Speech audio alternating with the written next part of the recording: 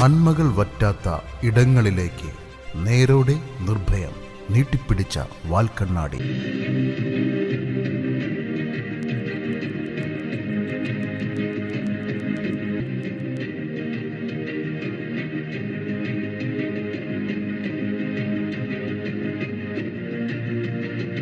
വാൽക്കണ്ണാടിയിലേക്ക് ഏവർക്കും സ്വാഗതം. ഞാൻ കോരസൻ വർഗീസ്, ന്യൂയോർക്കിൽ നിന്നും. ഇന്ന് കേരള സെൻട്രലിൽ ഇവിടെ നടക്കുന്ന രാഷ്ട്രീയ സംവാദം 2026 കേരള നിയമസഭാ ഇലക്ഷനെ സംബന്ധിച്ച് 3 ചേരികളിലായിട്ട് നിന്ന് ന്യൂയോർക്കിലുള്ള മലയാളികൾ പങ്കെടുക്കുന്ന ഒരു ചർച്ചാ വേദിയാണ്. എന്തുകൊണ്ടാണ് ന്യൂയോർക്കിൽ നിന്നുകൊണ്ട് മലയാളികൾ കേരള ഇലക്ഷനെ പറ്റി ചർച്ച ചെയ്യുന്നത് എന്ന് പലരും ചിന്തിച്ചേക്കാം. നാട് വിട്ടു കഴിയുന്ന പ്രവാസികളായിട്ടുള്ള മലയാളികൾക്ക് അവർ ഏത് ദേശത്തായാലും ഏത് ഭാഷയിലും ഏത് ജനസമൂഹത്തിൻ്റെ ഇടയിൽ താമസിക്കുമ്പോൾ ഉള്ളിലെ ഞരമ്പുകളിൽ കൂടി പോകുന്ന രാഷ്ട്രീയ ധ്വനികളുണ്ട്. അതൊരിക്കലും അവരെ വിട്ടുപോയിട്ടില്ല. മലയാള ഭാഷയെപ്പറ്റി, മലയാള സംസ്കാരത്തെപ്പറ്റി, മലയാള രാഷ്ട്രീയത്തെപ്പറ്റിയും ചർച്ച ചെയ്തുകൊണ്ടേയിരിക്കും.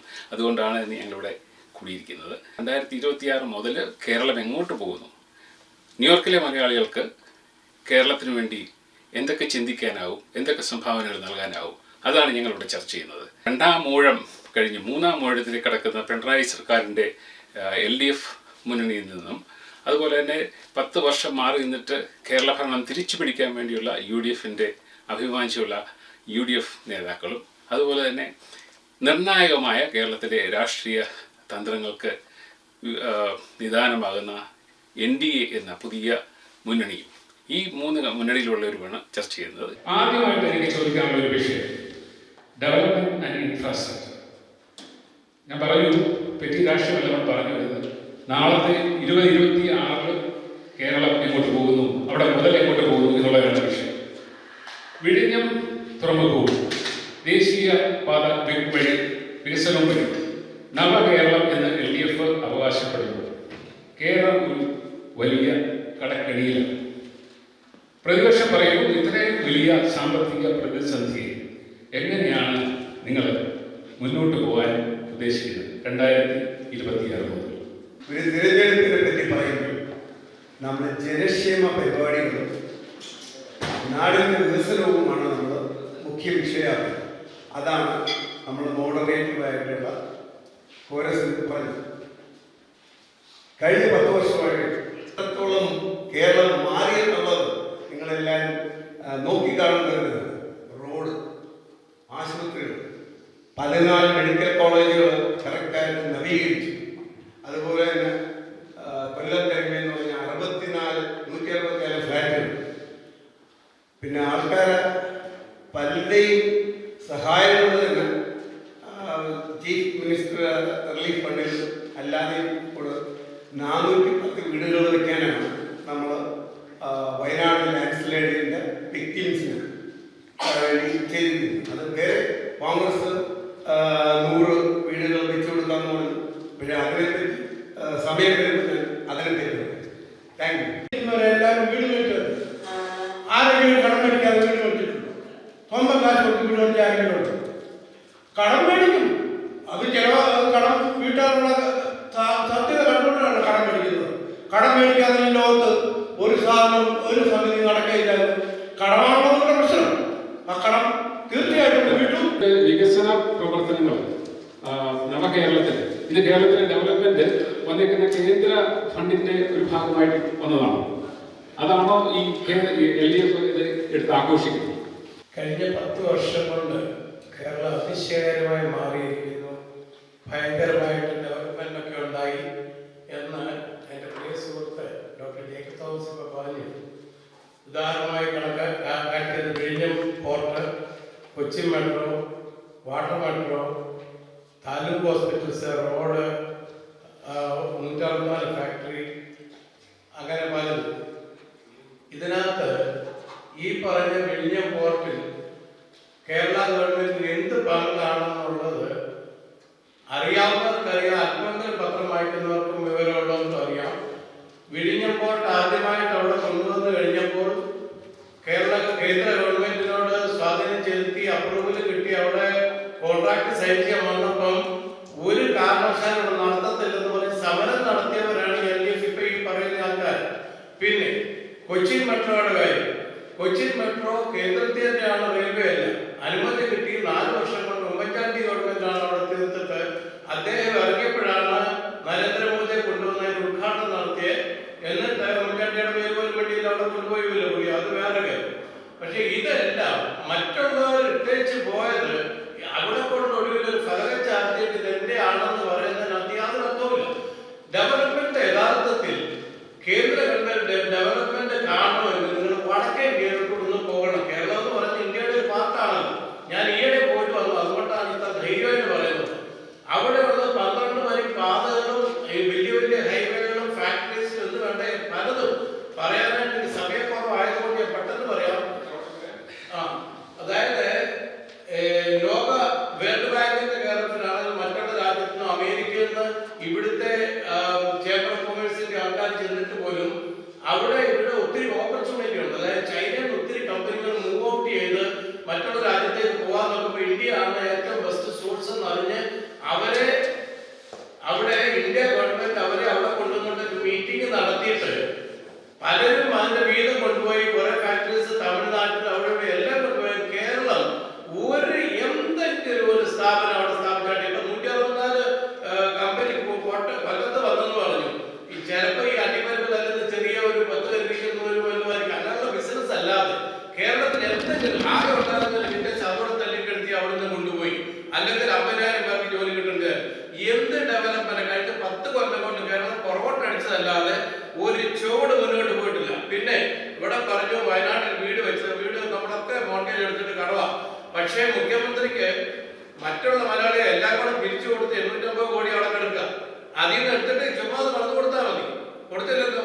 ഇപ്പോഴല്ലേ ആകെ ഇലക്ഷൻ വന്നു കഴിയുമ്പോൾ 10 വീട് ഉണ്ടാക്കാൻ തുടങ്ങിയത്. അതുകൊണ്ട് അതിനെപ്പറ്റി ഇങ്ങനെ ബൂസ്റ്റ് ചെയ്യരുത്. വളരെ സത്യമായിട്ട് പറ. എന്റെ ഗവൺമെന്റ് ആണ് ചെയ്യുന്നത്. ഒരു ദീർഘവീക്ഷണത്തോടുകൂടി വടക്കേന്ത്യൻ സംസ്ഥാനങ്ങളിൽ വരുന്ന മാറ്റം കേരളത്തിൽ വരണമെന്നുണ്ടെങ്കിൽ LDFന്റെ മനസ്ഥിതി മാറണം. അല്ലാതെ ഒരു കാരണവശാലും കേരളം ഗതി പിടിക്കും. സിൽവർ ലൈൻ ഉൾപ്പെടെയുള്ള എല്ലാ പദ്ധതികളും നിങ്ങൾ എതിർക്കുന്നു. പക്ഷെ നിങ്ങൾക്ക് എന്താണ് ഒരു ബദൽ വികസന രേഖ? എൻ്റെ പേര് ജയചന്ദ്രൻ രാമകൃഷ്ണൻ. LDFന്റെ സുഹൃത്ത് പറയുന്നത് കേട്ടു. ഞാൻ വിഴിഞ്ഞം പദ്ധതി തുടങ്ങിയപ്പോൾ 6000 കോടി അഴിമതിയാണെന്ന് ഉമ്മൻചാണ്ടി നടത്തിയെന്ന് പറഞ്ഞു. മെട്രോ വന്നപ്പോൾ അത് അഴിമതിയാണെന്ന് പറഞ്ഞ് മെട്രോയിൽ തടഞ്ഞു. പിന്നെ ഗ്യാസ് ലൈനിൽ പറഞ്ഞു. ഗ്യാസ് ലൈൻ പറഞ്ഞപ്പോൾ ആ പൈപ്പുകളുടെ അടിയിൽ ബോംബാണെന്ന് പറഞ്ഞ രാജ്യമാണ് ഇന്ന് വ്യവസായ മന്ത്രിയായിരിക്കുന്നത്. കണ്ണൂർ എയർപോർട്ട് വന്നു, അപ്പോഴും പ്രശ്നം തന്നെ. കണ്ണൂരിലെ പാർട്ടിസിപ്പാർട്ടിന്റെ കേന്ദ്രങ്ങളെല്ലാം കടലിൽ കൂട്ട പോലെ എതിർത്തു. നമ്മുടെ എല്ലാം പറയുന്നതായ ലീഡർ മുഖ്യമന്ത്രിയായിരുന്ന കാലത്ത് നമ്മളെല്ലാം പോയി ഇറങ്ങുന്ന നെടുമ്പാശ്ശേരി എയർപോർട്ട് വന്നപ്പോൾ അതിന് എന്റെ ശരീരത്തിലൂടെ ജീവനുണ്ടെങ്കിൽ അത് നടക്കില്ല, എന്റെ ശവത്തിലൂടെയാണ് എയർപോർട്ട് പണിയുള്ളൂ എന്ന് പറഞ്ഞ നേതാവ് സഖാവ് ഇന്ന് അതിന്റെ ഡയറക്ടർ ബോർഡിൽ ഇരിക്കുന്നു. ഇതാണ് അവരുടെ വികസനം. ബാക്കിയുള്ളവർ ചെയ്ത കാര്യങ്ങളെല്ലാം ഞങ്ങളുടെ വികസനമാണെന്ന് പറഞ്ഞ് പ്രവർത്തിക്കാനേ LDFന് കഴിയും. എന്താണ് ചെയ്തത്? ഇപ്പൊ എന്റെ സുഹൃത്ത് പറഞ്ഞ പോലെ LDFന്റെ സുഹൃത്ത് പറഞ്ഞ ഹോസ്പിറ്റലുകൾ ആരുണ്ടാക്കിയ മെഡിക്കൽ കോളേജുകൾ? ഉമ്മൻചാണ്ടിന്റെ കാലത്ത് ഉണ്ടാക്കിയ, ഉമ്മൻചാണ്ടി ഗവൺമെന്റ് പണിത് കൊടുത്ത മെഡിക്കൽ കോളേജുകൾ അതിന് എന്താണ് വൈറ്റ് വാഷ് ചെയ്തു, അല്ലെങ്കിൽ 2 ബെഡ് ഇട്ടു പറഞ്ഞാൽ അത് മെഡിക്കൽ കോളേജ് ആകില്ല. അതിനുള്ള സൗകര്യങ്ങൾ ഉണ്ടാക്കി കൊടുത്തത് UDF ആണ്. UDF വന്നാലേ കഴിയുള്ളൂ. എനിക്കൊരു ഒറ്റ കാര്യം പറയാനുള്ളൂ. 33 വർഷം കൊണ്ട് ബംഗാളിൽ കമ്മ്യൂണിസം എന്ന ചരിത്രമില്ലാതായി. ലോകത്തിൽ തന്നെ കമ്മ്യൂണിസം മാറിയപ്പോൾ ഇപ്പോൾ കേരളത്തിൽ മാത്രം ഒതുങ്ങി നിൽക്കുന്ന ഒരു കമ്മ്യൂണിസ്റ്റ് പാർട്ടി 10 വർഷം കൊണ്ട് പിണറായി വിജയന്റെ ഭരണം കൊണ്ട് അത് ഇല്ലാതായി. മാത്രമല്ല നമ്മളെല്ലാം നോക്കുമ്പോൾ എല്ലാ ഭാഗത്തും ഞാനൊന്ന് ഒരു വായിച്ചപ്പോൾ ചുരു തോന്നി. എനിക്ക് ചിരിക്കാൻ തോന്നിയത് നമ്മുടെ പ്രതിപക്ഷ നേതാവ് സതീശനും അവിടുത്തെ MP കൂടി പരിപാടി കഴിഞ്ഞ് ഒരു ചായ കുടിക്കാൻ പോകുമ്പോൾ അവിടുത്തെ കോളേജ് എറണാകുളത്തിലെ കുട്ടികൾ വന്ന് അവരോട് ചോദിച്ചു, നിങ്ങൾക്ക് എന്താ ബോർഡുകളൊന്നും വെക്കാത്തത്, നിങ്ങൾ ഫ്ലക്സ് ഒന്നും ഇല്ലല്ലോ, ഇപ്പൊ ഞങ്ങൾക്ക് പൈസ ഇല്ല എന്ന് പറഞ്ഞപ്പോ ഒരു കവലയിൽ 4 ഭാഗത്തും പിണറായി വിജയൻ മുഖ്യമന്ത്രിയുടെ ബോർഡാണല്ലോ എന്ന്. അപ്പൊ അതിലൊരു പയ്യൻ പറഞ്ഞു, അതാണ് ഏറ്റവും നല്ലത്, നിങ്ങൾ ബോർഡ് വെക്കണ്ട, പിണറായി വിജയന്റെ മുഖം കണ്ടാൽ തന്നെ നിങ്ങൾക്ക് വോട്ട് കിട്ടും. ആ പിണറായി വിജയന്റെ മുഖം കണ്ടാൽ ആരും LDFന് വോട്ട് ചെയ്യില്ല എന്നുള്ള അവസ്ഥയിലായി. നമ്മളൊക്കെ ഇവിടെ അമേരിക്കയിൽ ഇരിക്കുന്ന ആളാണ്. ഒരു പോലീസ് ജീപ്പിന്റെ തടഞ്ഞു നിർത്തി കമ്മ്യൂണിസ്റ്റിന്റെ ഭീകരാന്തരീക്ഷം. പോലീസ് ജീപ്പ് പോകുമ്പോൾ നമുക്കെല്ലാം ഒരു നോട്ടീസ് തന്നാൽ, പണ്ട് KK ആഭ്യന്തരമന്ത്രി മുഖ്യമന്ത്രിയുമായി വരിക്കും ഇങ്ങനെ പോലീസ് കോൺഗ്രസിന്റെ കയ്യിലാണ്, അടിഞ്ഞാടാൻ വിട്ടിട്ടുണ്ടായിരുന്നില്ല. പോലീസ് ജീപ്പിനെ തടഞ്ഞു നിർത്തി, സിനിമ സ്റ്റൈലിൽ ക്രോസ് ആയിട്ട് കാർ കൊണ്ട് നിർത്തി, എന്നിട്ട് പോലീസ് SI പിടിച്ചു വലിച്ചിറക്കുക. അതുപോലെ പോലീസിന് സമൻസ് കൊടുക്കാൻ പോയ ഒരു പോലീസുകാരനെ സ്വന്തം സഹോദരിയുമായി മാളിൽ പോകുമ്പോ കൂട്ടത്തോടെ SFIക്കാരെ തല്ലുക. ഇതാണ് കമ്മ്യൂണിസം. ഇതാണോ കമ്മ്യൂണിസം? കമ്മ്യൂണിസം പറഞ്ഞാൽ പണ്ടെല്ലാം പറഞ്ഞു ചെക്കോസ്ലോവാക്കിലെ തെരുവീതികളിൽ കുത്തിയൊലിച്ചൊല്ലിയ രക്തത്തിൽ മുക്കിയെടുത്ത പരിപാവനമായ രക്തപതാക. ആ പരിപാവനമായ രക്തപതാക എവിടെ പോയി? കമ്മ്യൂണിസം ഇന്ന് ഇല്ലാതാകുകയാണ്. പിന്നെ ഞങ്ങൾക്ക് വ്യവസായം, ഞങ്ങൾക്ക് നമ്മുടെ രാഹുൽ ഗാന്ധി 5 കാര്യങ്ങൾ പ്രഖ്യാപിച്ചു.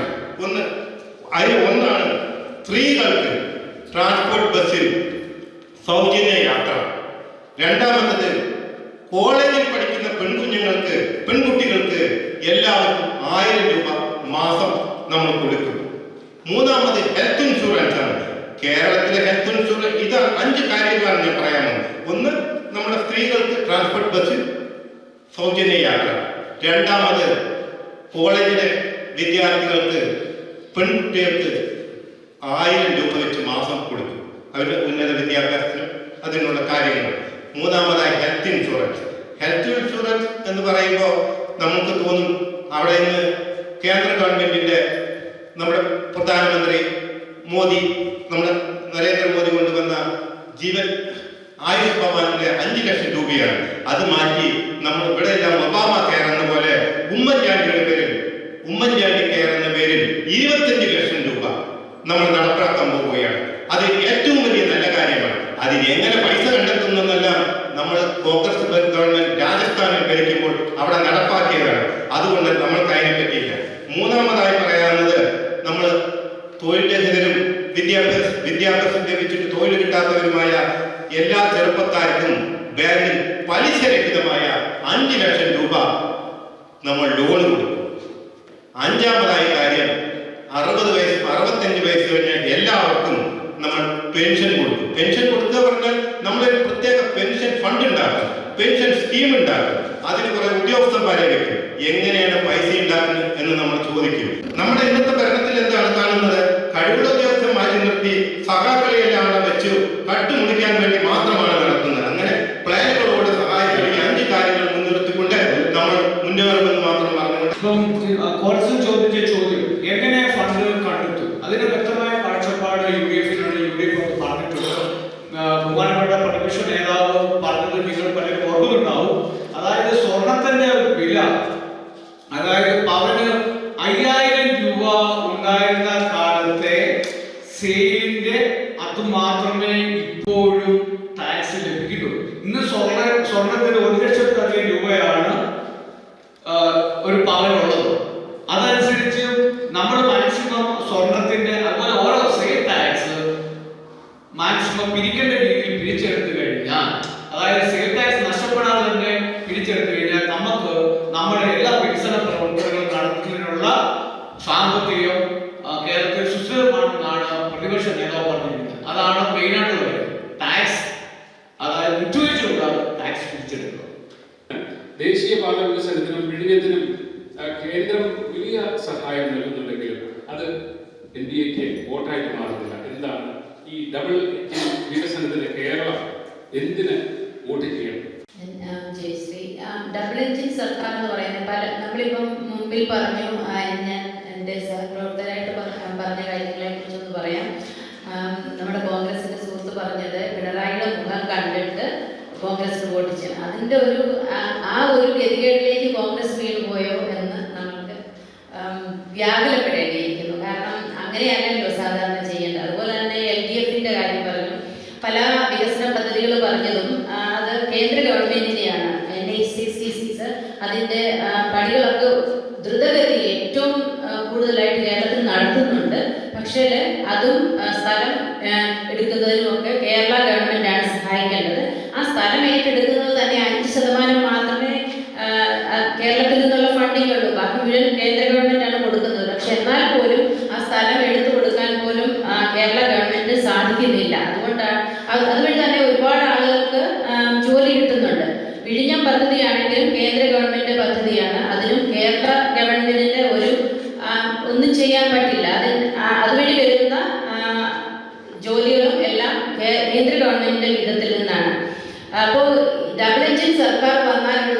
ഏറ്റവും വലിയ പ്രയോജനം എന്ന് പറയുന്നത് ഇതിന് ഒരുമിച്ച് നിന്നാൽ വർക്ക് ചെയ്യും. ആ ഒരു വർക്ക് ചെയ്യുന്ന അന്തരീക്ഷത്തിൽ ഒരു രീതിയിലും അല്ലെങ്കിൽ അതിൻ്റെ ക്രെഡിറ്റ് എടുക്കാൻ വേറൊരു രീതിയിൽ പോകാനോ അല്ലെങ്കിൽ അതിൻ്റെ പേര് മാറ്റി വെക്കാനോ ഒന്നും വരുന്നില്ല.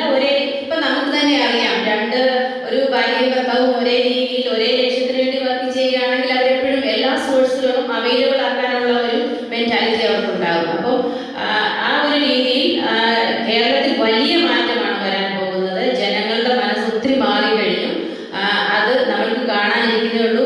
അധികം ദിവസം കാത്തിരിക്കേണ്ടി വരികയില്ല. 1-2 മാസം കൊണ്ട് തന്നെ നമുക്കത് മനസ്സിലാക്കാനായിട്ട് കഴിയും. അധികം വിദൂരത്തല്ലാതെ തന്നെ ഒരു NDA ഡബിൾ എഞ്ചിൻ സർക്കാർ തന്നെ കേരളത്തിൽ വരും. ഇലക്ഷനിൽ 2026 ഇലക്ഷനിൽ NDA ഒരു 10 സീറ്റ് ചില ധാരണകൾ ഒത്തിട്ടുണ്ട് LDF-ഉമായിട്ട്. അങ്ങനെ വരുവാണെങ്കിൽ വീണ്ടും പിണറായി സർക്കാർ അധികാരത്തിൽ വരും എന്നുള്ളൊരു ഒരു കൈലി വാർത്ത ഞാൻ കേട്ടു.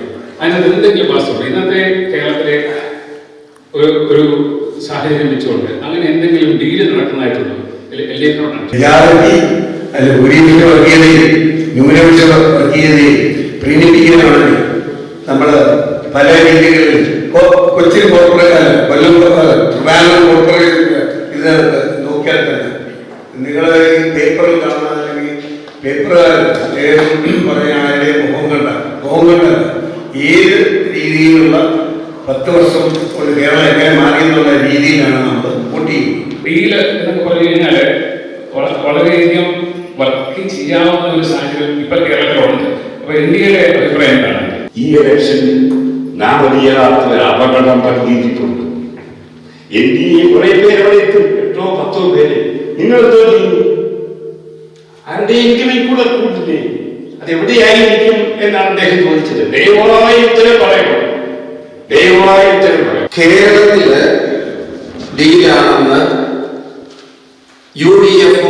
UDF വഴിയായിരുന്നു BJP-യും LDF-ഉമായിട്ട് ഡീലാണ്. LDF പറയുന്നു UDF-ഉം BJP-യുമായിട്ട് ഡീലാണ്. കേരളത്തിൽ NDA-ക്ക് ആകെ കൂടെയുള്ള ഡീല് എന്ന് പറയുന്നത് ജനങ്ങളുമായിട്ടുള്ള ഡീൽ മാത്രമേ ഉള്ളൂ. കൂടാതെ തന്നെ നമ്മള് ഈ ഇരുട്ടൂർ റോഡ് അടയ്ക്കാൻ ശ്രമിക്കുന്നത്. പാലക്കാട് കഴിഞ്ഞാൽ ചുരം കഴിഞ്ഞാൽ ഈ പറയുന്ന LDF-ഉം UDF-ഉം ഒന്നാണ്. ഈ പറയുന്ന ശബരിമലയെ കുറിച്ച് NDA-യുടെ ഏതെങ്കിലും ഒരു കാൻഡിഡേറ്റിനോ അല്ലെങ്കിൽ ഏതെങ്കിലും ഒരു നേതാവിന്റെ പേര് ഒരു കേസുണ്ടെങ്കിലും പറയണം. ഈ പറയുന്ന ഏതെങ്കിലും ഒരു UDF-ന്റെ ആരെങ്കിലും ഒരാള് ശബരിമല പ്രൊട്ടക്ഷൻ ചെയ്യുന്നതിന് വേണ്ടി ഇവിടെ വന്ന് ഒരു സമരം ചെയ്തിട്ടുണ്ടോ? ശബരിമല സ്ത്രീ പ്രവേശനം സംബന്ധിച്ചിട്ട് കേരളം മുഴുവൻ ഭയങ്കര സമരം നടന്നു. പക്ഷേ ശബരിമല സ്വർണ്ണ മോഷണം കഴിഞ്ഞിട്ട് ആ ഒരു ബഹളം ഇന്ന് കേരളത്തിൽ കാണുന്നില്ല. ഇലക്ഷനിൽ വളരെ ശാന്തമായി പോവുകയാണ്. എന്തുകൊണ്ട് NDA അത് എടുത്തില്ല എന്നുള്ളതാണ് ജനങ്ങളുടെ ഒരു സംശയം. എന്തുകൊണ്ടാണ് അന്നത്തെ ഈ ശരണവിളികളും കേരളം മുഴുവൻ ഇളക്കം ഇത്ര കിലോ കണക്കിന് സ്വർണ്ണ മോഷണം പോയിട്ട് യാതൊരു അനുഭവം കാണുന്നില്ല? അതുകൊണ്ടാണ് ഡീലോ ഇല്ലയോ എന്നുള്ള ചോദിക്കുന്നത്. ഞാൻ വിഷയത്തിലേക്ക് മാറുകയാണ്. അടുത്തൊരു സെഗ്മെന്റ് നമുക്ക് എന്താണ് കേരളത്തിൽ കൊടുക്കാനുള്ളതാണ് നമ്മുടെ വിഷയം. അതുകൊണ്ട് ഒരു പുതിയ ചോദ്യം ഞാൻ പറയുകയാണ്. ഡീലുണ്ടെന്ന് പറയുന്നു. ഈ നമ്മളെ കേൾക്കാത്ത കാര്യം ഞാൻ കേൾക്കാത്ത കാര്യം ആരോ പറഞ്ഞു അതൊന്നും ഇവിടെ ചോദിക്കട്ടെ. UDF-നോട് നാട്ടിലിപ്പോ നടന്ന തദ്ദേശ സ്വയംഭരണ സ്ഥാപന തെരഞ്ഞെടുപ്പ് നോക്കിയാൽ മതി. ഡീൽ തന്നെ ആരൊക്കെയാണ് അറിയാം. ഒരു പഞ്ചായത്ത്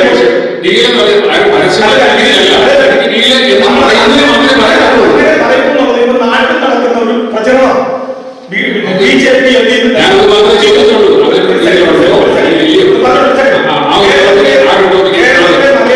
അറിയാം. CPM എന്നോ LDF എന്ന പാർട്ടി ഒരു കാരണവശാലും BJP ഉണ്ടാക്കത്തില്ല. അന്യ രാജ്യത്തിരുന്ന് നമ്മുടെ രാജ്യത്തെ പുരോഗതിയും അതുപോലെ തന്നെ നമ്മുടെ രാജ്യത്തെ ദുർഭരണത്തെ കുറിച്ചും വിലയിരുത്തുമ്പോൾ യാഥാർത്ഥ്യപൂർവമായിട്ടുള്ള ഒരു കാര്യങ്ങൾ സംസാരിക്കണം. നമ്മുടെ മാധ്യമങ്ങൾ പല രീതിയിലുള്ള വ്യാജ പ്രചരണങ്ങളും അതുപോലെ തന്നെ രാഷ്ട്രീയക്കാർ വളരെ നിരുത്തരവാദിത്വപരമായിട്ടുള്ള അതുപോലെ തന്നെ സ്റ്റാറ്റിസ്റ്റിക്കലുമായിട്ട് യോജിച്ചു പോകാത്ത രീതിയിലുള്ള കള്ളപ്രചരണങ്ങളാണ് നടത്തുന്നത്.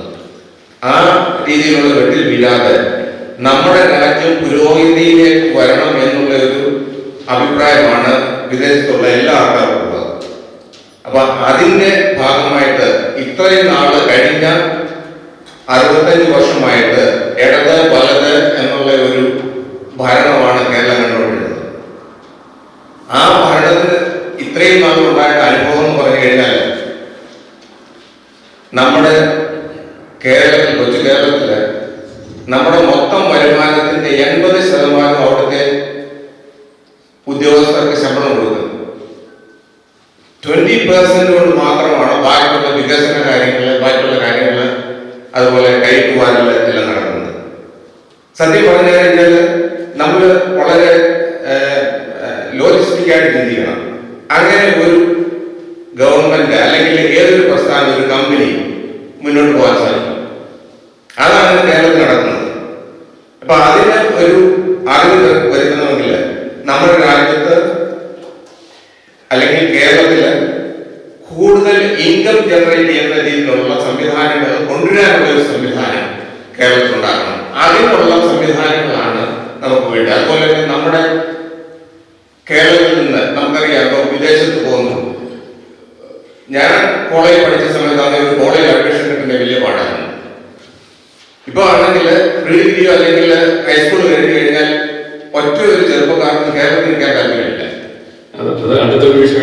ഞാൻ പറഞ്ഞതേ ഉള്ളൂ. ഇപ്പൊ ഇതാണ് നമ്മുടെ സിറ്റുവേഷൻ. ആ സിറ്റുവേഷൻ മാറണമെങ്കിൽ നമ്മുടെ നാട്ടില് കൂടുതൽ ഇൻവെസ്റ്റ്മെന്റും കൂടുതൽ ബിസിനസ് ഓപ്പർച്യൂണിറ്റീസ് ഉണ്ടാകും. അത് ഈ രണ്ട് മുന്നണികളിൽ ഇതുവരെ ചെയ്തിട്ടില്ല. അതിന് ഒരു അറുതി എടുത്തുകൊണ്ട് NDA BJP നയിക്കുന്ന NDA മുന്നണി കേരളത്തിന്റെ വികസന കാര്യം മാത്രമാണ് ഈ ഇലക്ഷനിൽ ചർച്ചാ വിഷയമാകുന്നത്. അല്ലാതെ ഇപ്പൊ വികസന കാര്യത്തിന്റെ പല കാര്യങ്ങൾ പറഞ്ഞു. വികസനത്തിൽ കേന്ദ്രത്തിന്റെ പങ്കും കേരളത്തിന്റെ പങ്കും, കേന്ദ്രം കൊടുക്കുന്ന ഫണ്ടിന്റെ കാര്യങ്ങൾ കേരളത്തിലെ പേര് മാറ്റി അവതരിപ്പിക്കുക മാത്രമാണ് പിണറായി ഗവൺമെന്റ് ഇത്രയും കാലമായിട്ട് ചെയ്തുകൊണ്ടിരുന്നത്. അതൊരു വികസനമല്ല. പലതിന്റെ പേര് മാറ്റി. ഇപ്പൊ തന്നെ എന്റെ സുഹൃത്ത് പറഞ്ഞു, രാഹുൽ ഗാന്ധി കഴിഞ്ഞ തവണ വന്നപ്പോഴേ 5 പരിപാടികൾ പ്രഖ്യാപിച്ചു. അതിന് സാമ്പത്തികമായി എവിടെ നിന്നാണ് അതിന്റെ റിസോഴ്സ് എന്ന് രാഹുൽ ഗാന്ധിക്ക് അറിയുന്നില്ല, അല്ലെങ്കിൽ കോൺഗ്രസിന്റെ ഒരു നേതാക്കന്മാർക്ക് അറിയത്തില്ല. കടമെടുക്കുക, ജനങ്ങൾക്ക് ദാനം ചെയ്യുക, അത് ഒരു പ്രസ്ഥാനമല്ല. അങ്ങനെ വന്നു കഴിഞ്ഞാൽ നമ്മൾ വീണ്ടും കടത്തിലേക്ക് ചാടുന്നു. ആ ഒരു പ്രസ്ഥാനം നമ്മുടെ കേരളത്തിൽ നിർത്തി നമ്മുടെ കേരളത്തിൽ കൂടുതൽ ആദായം ഉണ്ടാക്കത്തക്ക അല്ലെങ്കിൽ ഇൻഡസ്ട്രിയൽ അല്ലെങ്കിൽ ബിസിനസ് അല്ലെങ്കിൽ കൂടുതൽ എഡ്യൂക്കേഷൻ, നമ്മുടെ കുട്ടികൾക്ക് ജോലി ഉണ്ടാക്കി കൊടുക്കുന്ന ഒരു സംവിധാനമാണ് നമുക്ക് വേണ്ടത്. അതിനുവേണ്ടിയാണ് നമ്മൾ പ്രവർത്തിക്കേണ്ടത്. ഇപ്പോൾ LDF ആയാലും UDF ആയാലും മാറി മാറി വന്നിട്ട് ഇത്രയും കാലം ഭരിച്ചിട്ട് കേരളത്തിൽ കൂടുതൽ കടം വരുത്താൻ മാത്രമേ സാധിച്ചുള്ളൂ. അതിന് ഒരു അറുതി വരുത്തേണ്ടത് വളരെയധികം അത്യാവശ്യമാണ്. അതിനുവേണ്ടി ആണ് NDA അല്ലെങ്കിൽ BJP നയിക്കുന്ന NDA ഈ ഇലക്ഷനോട് കൂടി ഒരു തുടക്കം കുറിക്കും എന്നുള്ളത് നമുക്ക് ഏവർക്കും സന്തോഷകരമായിട്ടുള്ള കാര്യമാണ്. ഉന്നത വിദ്യാഭ്യാസ രംഗത്തെ തളർച്ചയും തൊഴിലാളിയും കാരണം കേരളത്തിലെ യുവത്വം വിദേശങ്ങളിലേക്ക്, പ്രത്യേകിച്ച് ന്യൂയോർക്ക് പോലുള്ള നഗരങ്ങളിലേക്ക് കയറുകയാണ്. ഈ ബ്രെയിൻ ഡ്രെയിൻ തടയാൻ നിങ്ങളുടെ മുന്നണി എന്ത് സ്വീകരിക്കും എന്നുള്ളതാണ് UDF-നോട് ചോദിക്കാനുള്ളത്. UDF-ന്റെ റെപ്രസെന്റേറ്റീവ് എന്നുള്ള നിലയിൽ നമ്മൾ ഇപ്പോൾ അഭിമുഖീകരിക്കുന്ന ഏറ്റവും വലിയ പ്രശ്നം എന്ന് പറയുന്നത് നാട്ടിൽ നിന്ന് യുവാക്കളെല്ലാം പാലായനം ചെയ്യുന്നു. ഹൈസ്കൂൾ വിദ്യാഭ്യാസം കഴിഞ്ഞാൽ ഉടനെ കോളേജ് വിദ്യാഭ്യാസത്തിന് പോലും അവിടെ നിൽക്കാതെ എല്ലാവരും പുറത്തോട്ടാണ്, വിദേശങ്ങളിലേക്ക് പോകുന്നത് നമ്മൾ ദയനീയമായ കാഴ്ചയാണ് നമ്മുടെ കേരളത്തിൻ്റെത്. IT മേഖല ഒന്നുകൂടെ വികസിപ്പിക്കണം. IT മേഖലയാണല്ലോ ഇപ്പോഴത്തെ യുവാക്കളുടെ ഏറ്റവും പ്രധാനപ്പെട്ട തൊഴിലവസരം കിട്ടുന്ന. അത് കൂടുതൽ IT ആയിട്ടുള്ള പോലെയുള്ള പ്രസ്ഥാനങ്ങൾ അവിടെ ഒന്നുകൂടെ അതിന് പ്രാധാന്യം നൽകി, അതിനൊന്നുകൂടെ ഊന്നു നൽകി, കൂടുതൽ ശമ്പളം വികസിപ്പിച്ച് അങ്ങനെ എന്തെങ്കിലും യുവാക്കൾക്ക് നാട്ടിൽ നിന്ന് പോകാതിരിക്കുവാനുള്ള ഒരു സംരംഭം ഈ UDF ഗവൺമെന്റ് ഏർപ്പെടുത്തും. ഇത് ഏറ്റവും വലിയ പ്രശ്നമായതുകൊണ്ട് UDF വന്നു കഴിഞ്ഞാൽ കൂടുതൽ വിദ്യാഭ്യാസത്തിനുള്ള ഹയർ സ്റ്റാൻഡേർഡ് കൂട്ടും, ഫോറിൻ ഇൻസ്റ്റിറ്റ്യൂഷൻസുമായിട്ട് ടൈപ്പ് ചെയ്ത് അവിടുത്തെ വിദ്യാഭ്യാസ നിലവാരം ഉയർത്തും, യുവാക്കളെ കൂടുതൽ അവിടെ നിർത്തുവാനുള്ള സംരംഭങ്ങൾ ഏർപ്പെടുത്തും. എഡ്യൂക്കേറ്റഡ് യങ്സ്റ്റേഴ്സ് ആണ് കേരളത്തിലെ ഏറ്റവും വലിയ നമ്മുടെ ക്യാപിറ്റൽ.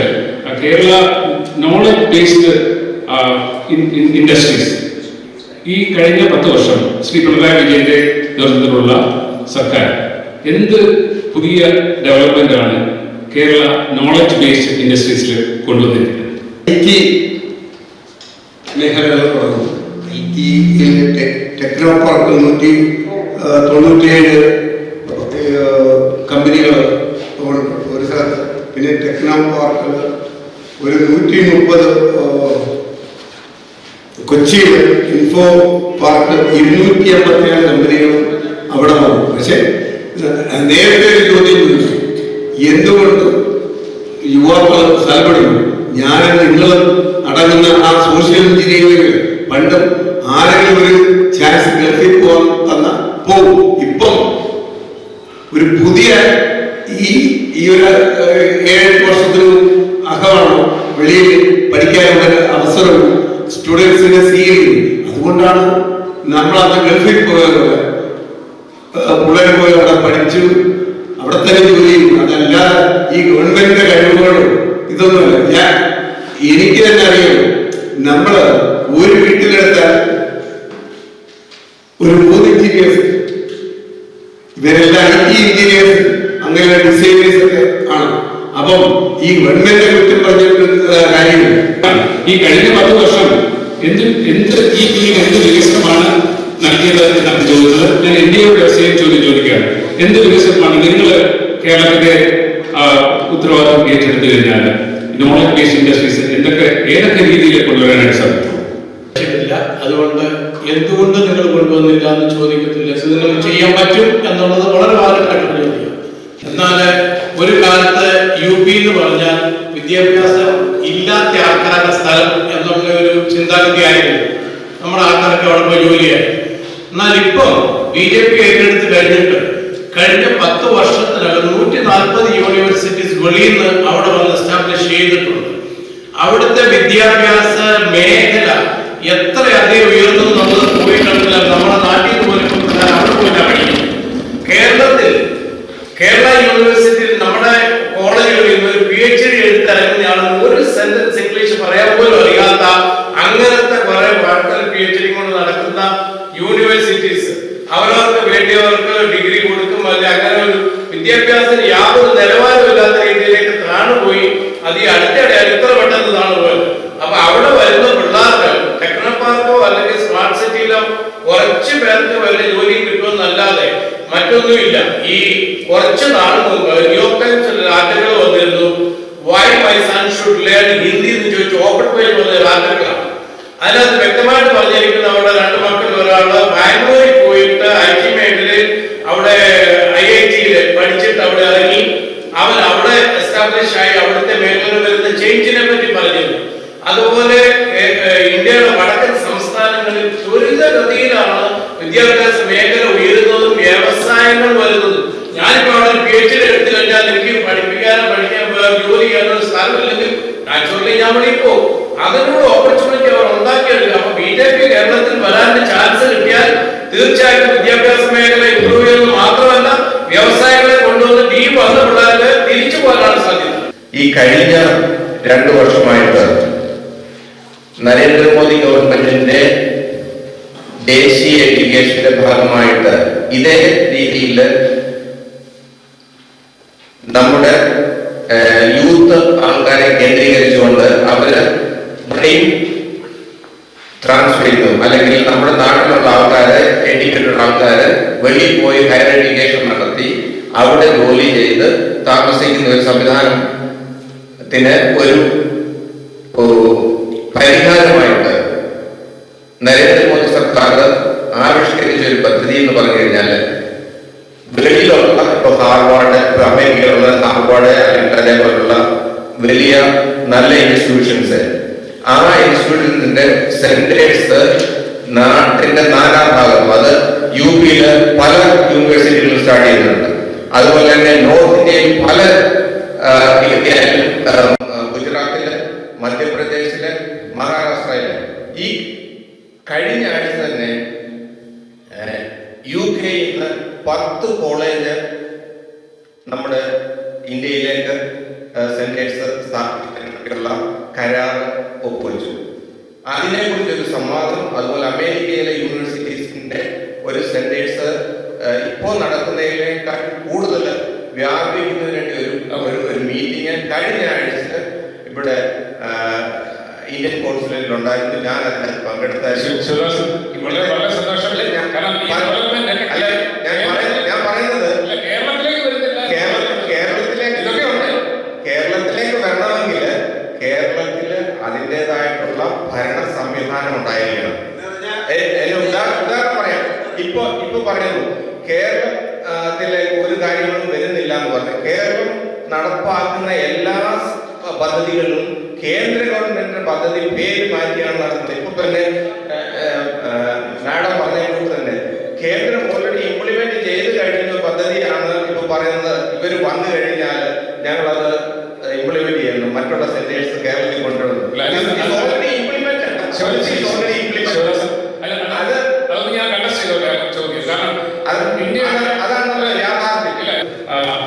നമ്മുടെ കേരളം ഏറ്റവും കൂടുതൽ ചർച്ച ചെയ്യുന്ന വിഷയമാണ് മലയോര മേഖലകളിലെ വന്യജീവികളുടെ പ്രശ്നം. ഒത്തിരി പേര് മരണപ്പെടുന്നുണ്ട്. കാട്ടുമൃഗങ്ങള് നാട്ടിലേക്ക് ഇറങ്ങി ചെയ്യുന്ന വിഷയങ്ങൾ.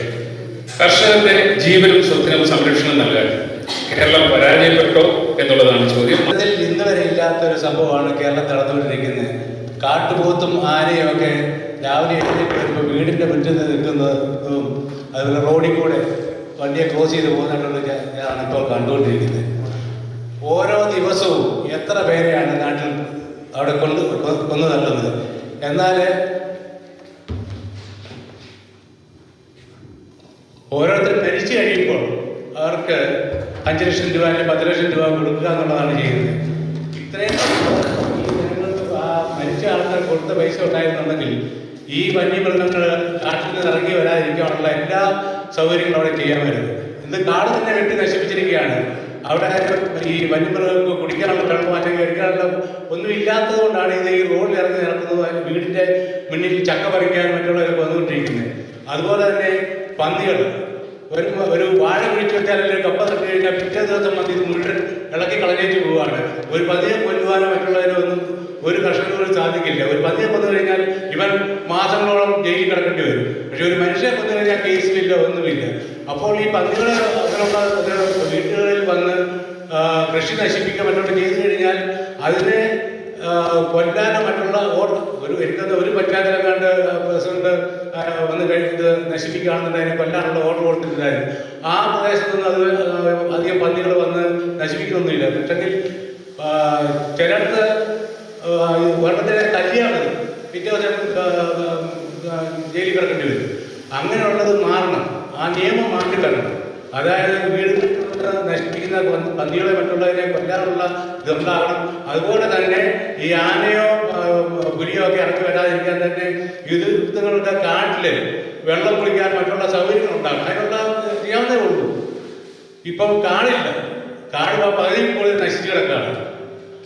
അത് കഴിക്കാനുള്ള ആഹാരമാണ് കിട്ടുകയാണ്, അല്ലെങ്കിൽ വെള്ളം കുടിക്കാൻ കിട്ടുകയാണെന്നുണ്ടെങ്കിൽ ഇതൊന്നും ഈ കാട്ടിൽ ഇറങ്ങി വരത്തില്ല. അതിനുള്ള സൗകര്യം ചെയ്യണം. കേന്ദ്രത്തിന്റെ നിയമങ്ങളുണ്ട്. പട്ടിയെ തൊട്ട് കഴിഞ്ഞാൽ ജയിലില് മറ്റേ എന്തിനാണ് ഫാമിലെ പിടിച്ചു തല്ലിയാൽ എല്ലാം കേസാണ്. ഈ കേസ് ഇതൊക്കെ മാറാൻ ഒരു കാലത്ത് നമ്മുടെ നാട് രക്ഷാൻ പോകുന്നില്ല. ഈ നിയമങ്ങൾ തന്നെ മാറും. നിയമപരമായിട്ടുള്ള ചില പരിമിതികളുള്ളതുകൊണ്ടാണ് ഈ വന്യമൃഗങ്ങളെ സംരക്ഷിക്കാൻ വന്യമൃഗങ്ങളിൽ നിന്ന് സാധാരണ മനുഷ്യന്റെ സ്വത്തിനും അവരുടെ ജീവനും ഇന്ന് സർക്കാർ മറുപടി പറയാൻ നോക്കിയിരിക്കുക. കാരണം അവർക്ക് കേന്ദ്ര ഗവൺമെന്റിന്റെ നിയമം അനുശാസിക്കേണ്ട ചില ഘടകങ്ങൾ സംസ്ഥാന ഗവൺമെന്റിനുണ്ട്. അപ്പോൾ ഈ ആനക്കൂട്ടവും നമ്മൾ ന്യൂയോർക്കിൽ താമസിക്കുന്നു. ഇതിന് ഇവിടെ ചുറ്റും ഒത്തിരി വന്യമൃഗങ്ങളുണ്ട് ഇറങ്ങി വരാനാണെങ്കിൽ. പക്ഷെ ഇവിടെ നമ്മൾ എന്താ ചെയ്യുന്നത്? ഇത് കേരളത്തിൽ നമുക്ക് പറഞ്ഞു കൊടുക്കാനായിട്ട് സാധിക്കും. നിങ്ങൾക്ക് ആർക്കെങ്കിലും അതിനെപ്പറ്റി പറയാൻ പറ്റും? നമ്മളെല്ലാവരും ഈ കാട് വെട്ടിച്ചെടുക്കുക കളിച്ച് നമ്മൾ കയറി കാട് വളരെ നശിപ്പിച്ചു. അതോടുകൂടി മൃഗങ്ങൾ പുറത്തേക്ക് ഇറങ്ങാൻ തുടങ്ങി. അതാണ് ഒന്നാമത്തെ കാര്യം. രണ്ടാമത്, ഇവിടെ നമ്മുടെ ഇവിടെ ആണെങ്കിൽ മൃഗങ്ങൾ കൂടുമ്പോൾ വേട്ടയാടി കൊള്ളുന്ന ഒരു പതിവുണ്ട്. അത് നമ്മുടെ രാജ്യത്തില്ല.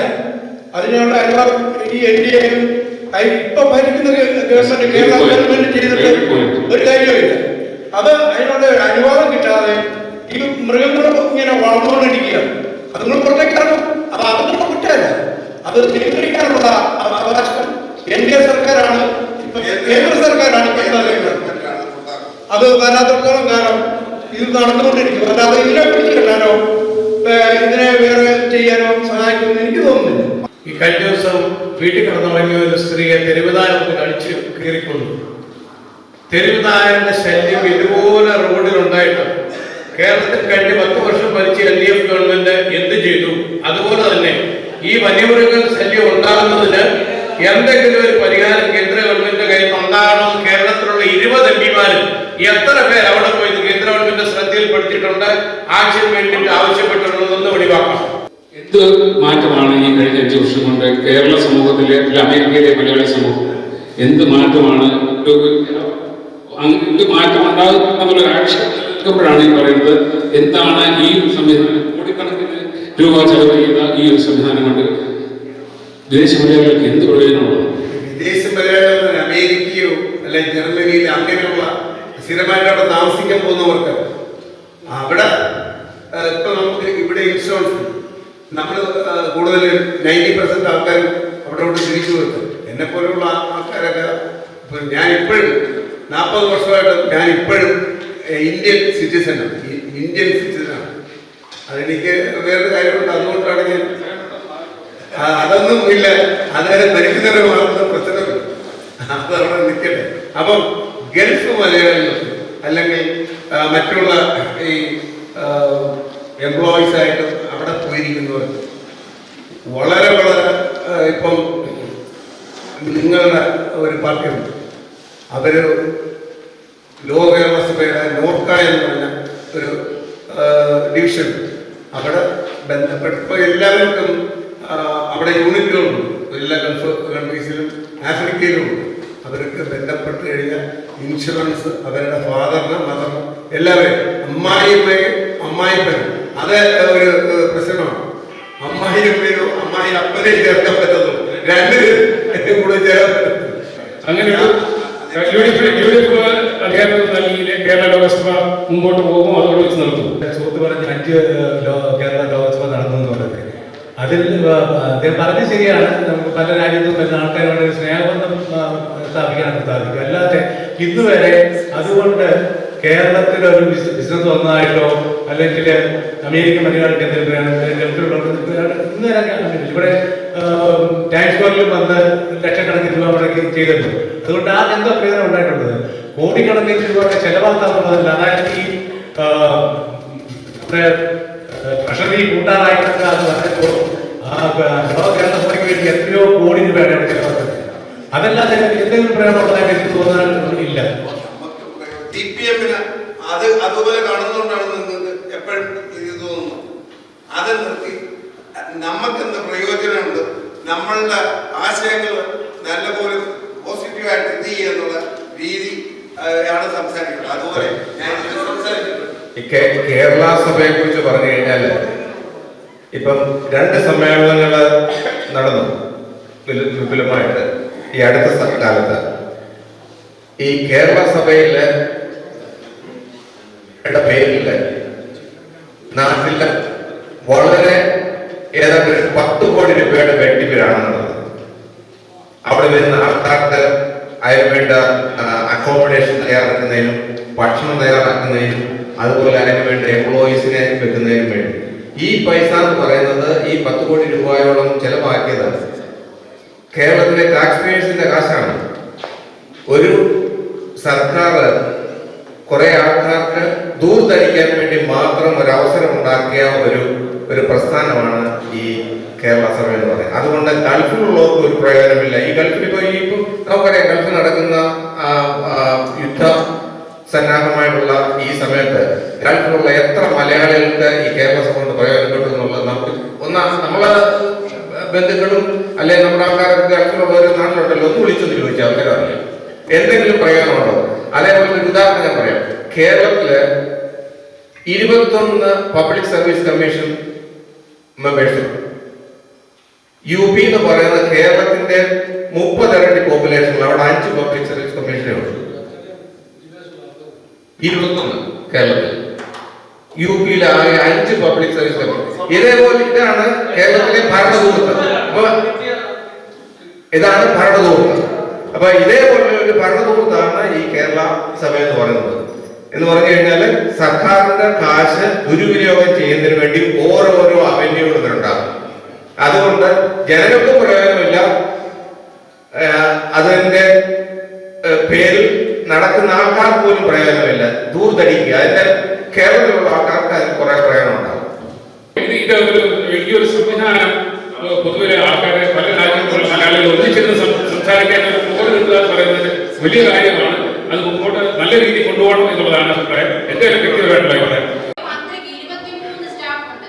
ഓരോ സ്റ്റാഫിനെയും 2.5 വർഷം കുടുംബം മാറ്റും. ആ 2.5 വർഷം ജോലി ചെയ്താൽ അവർക്ക് ആജീവനാന്ത പെൻഷൻ. യോഗ ചില കാര്യങ്ങൾ ചെയ്യുന്നു.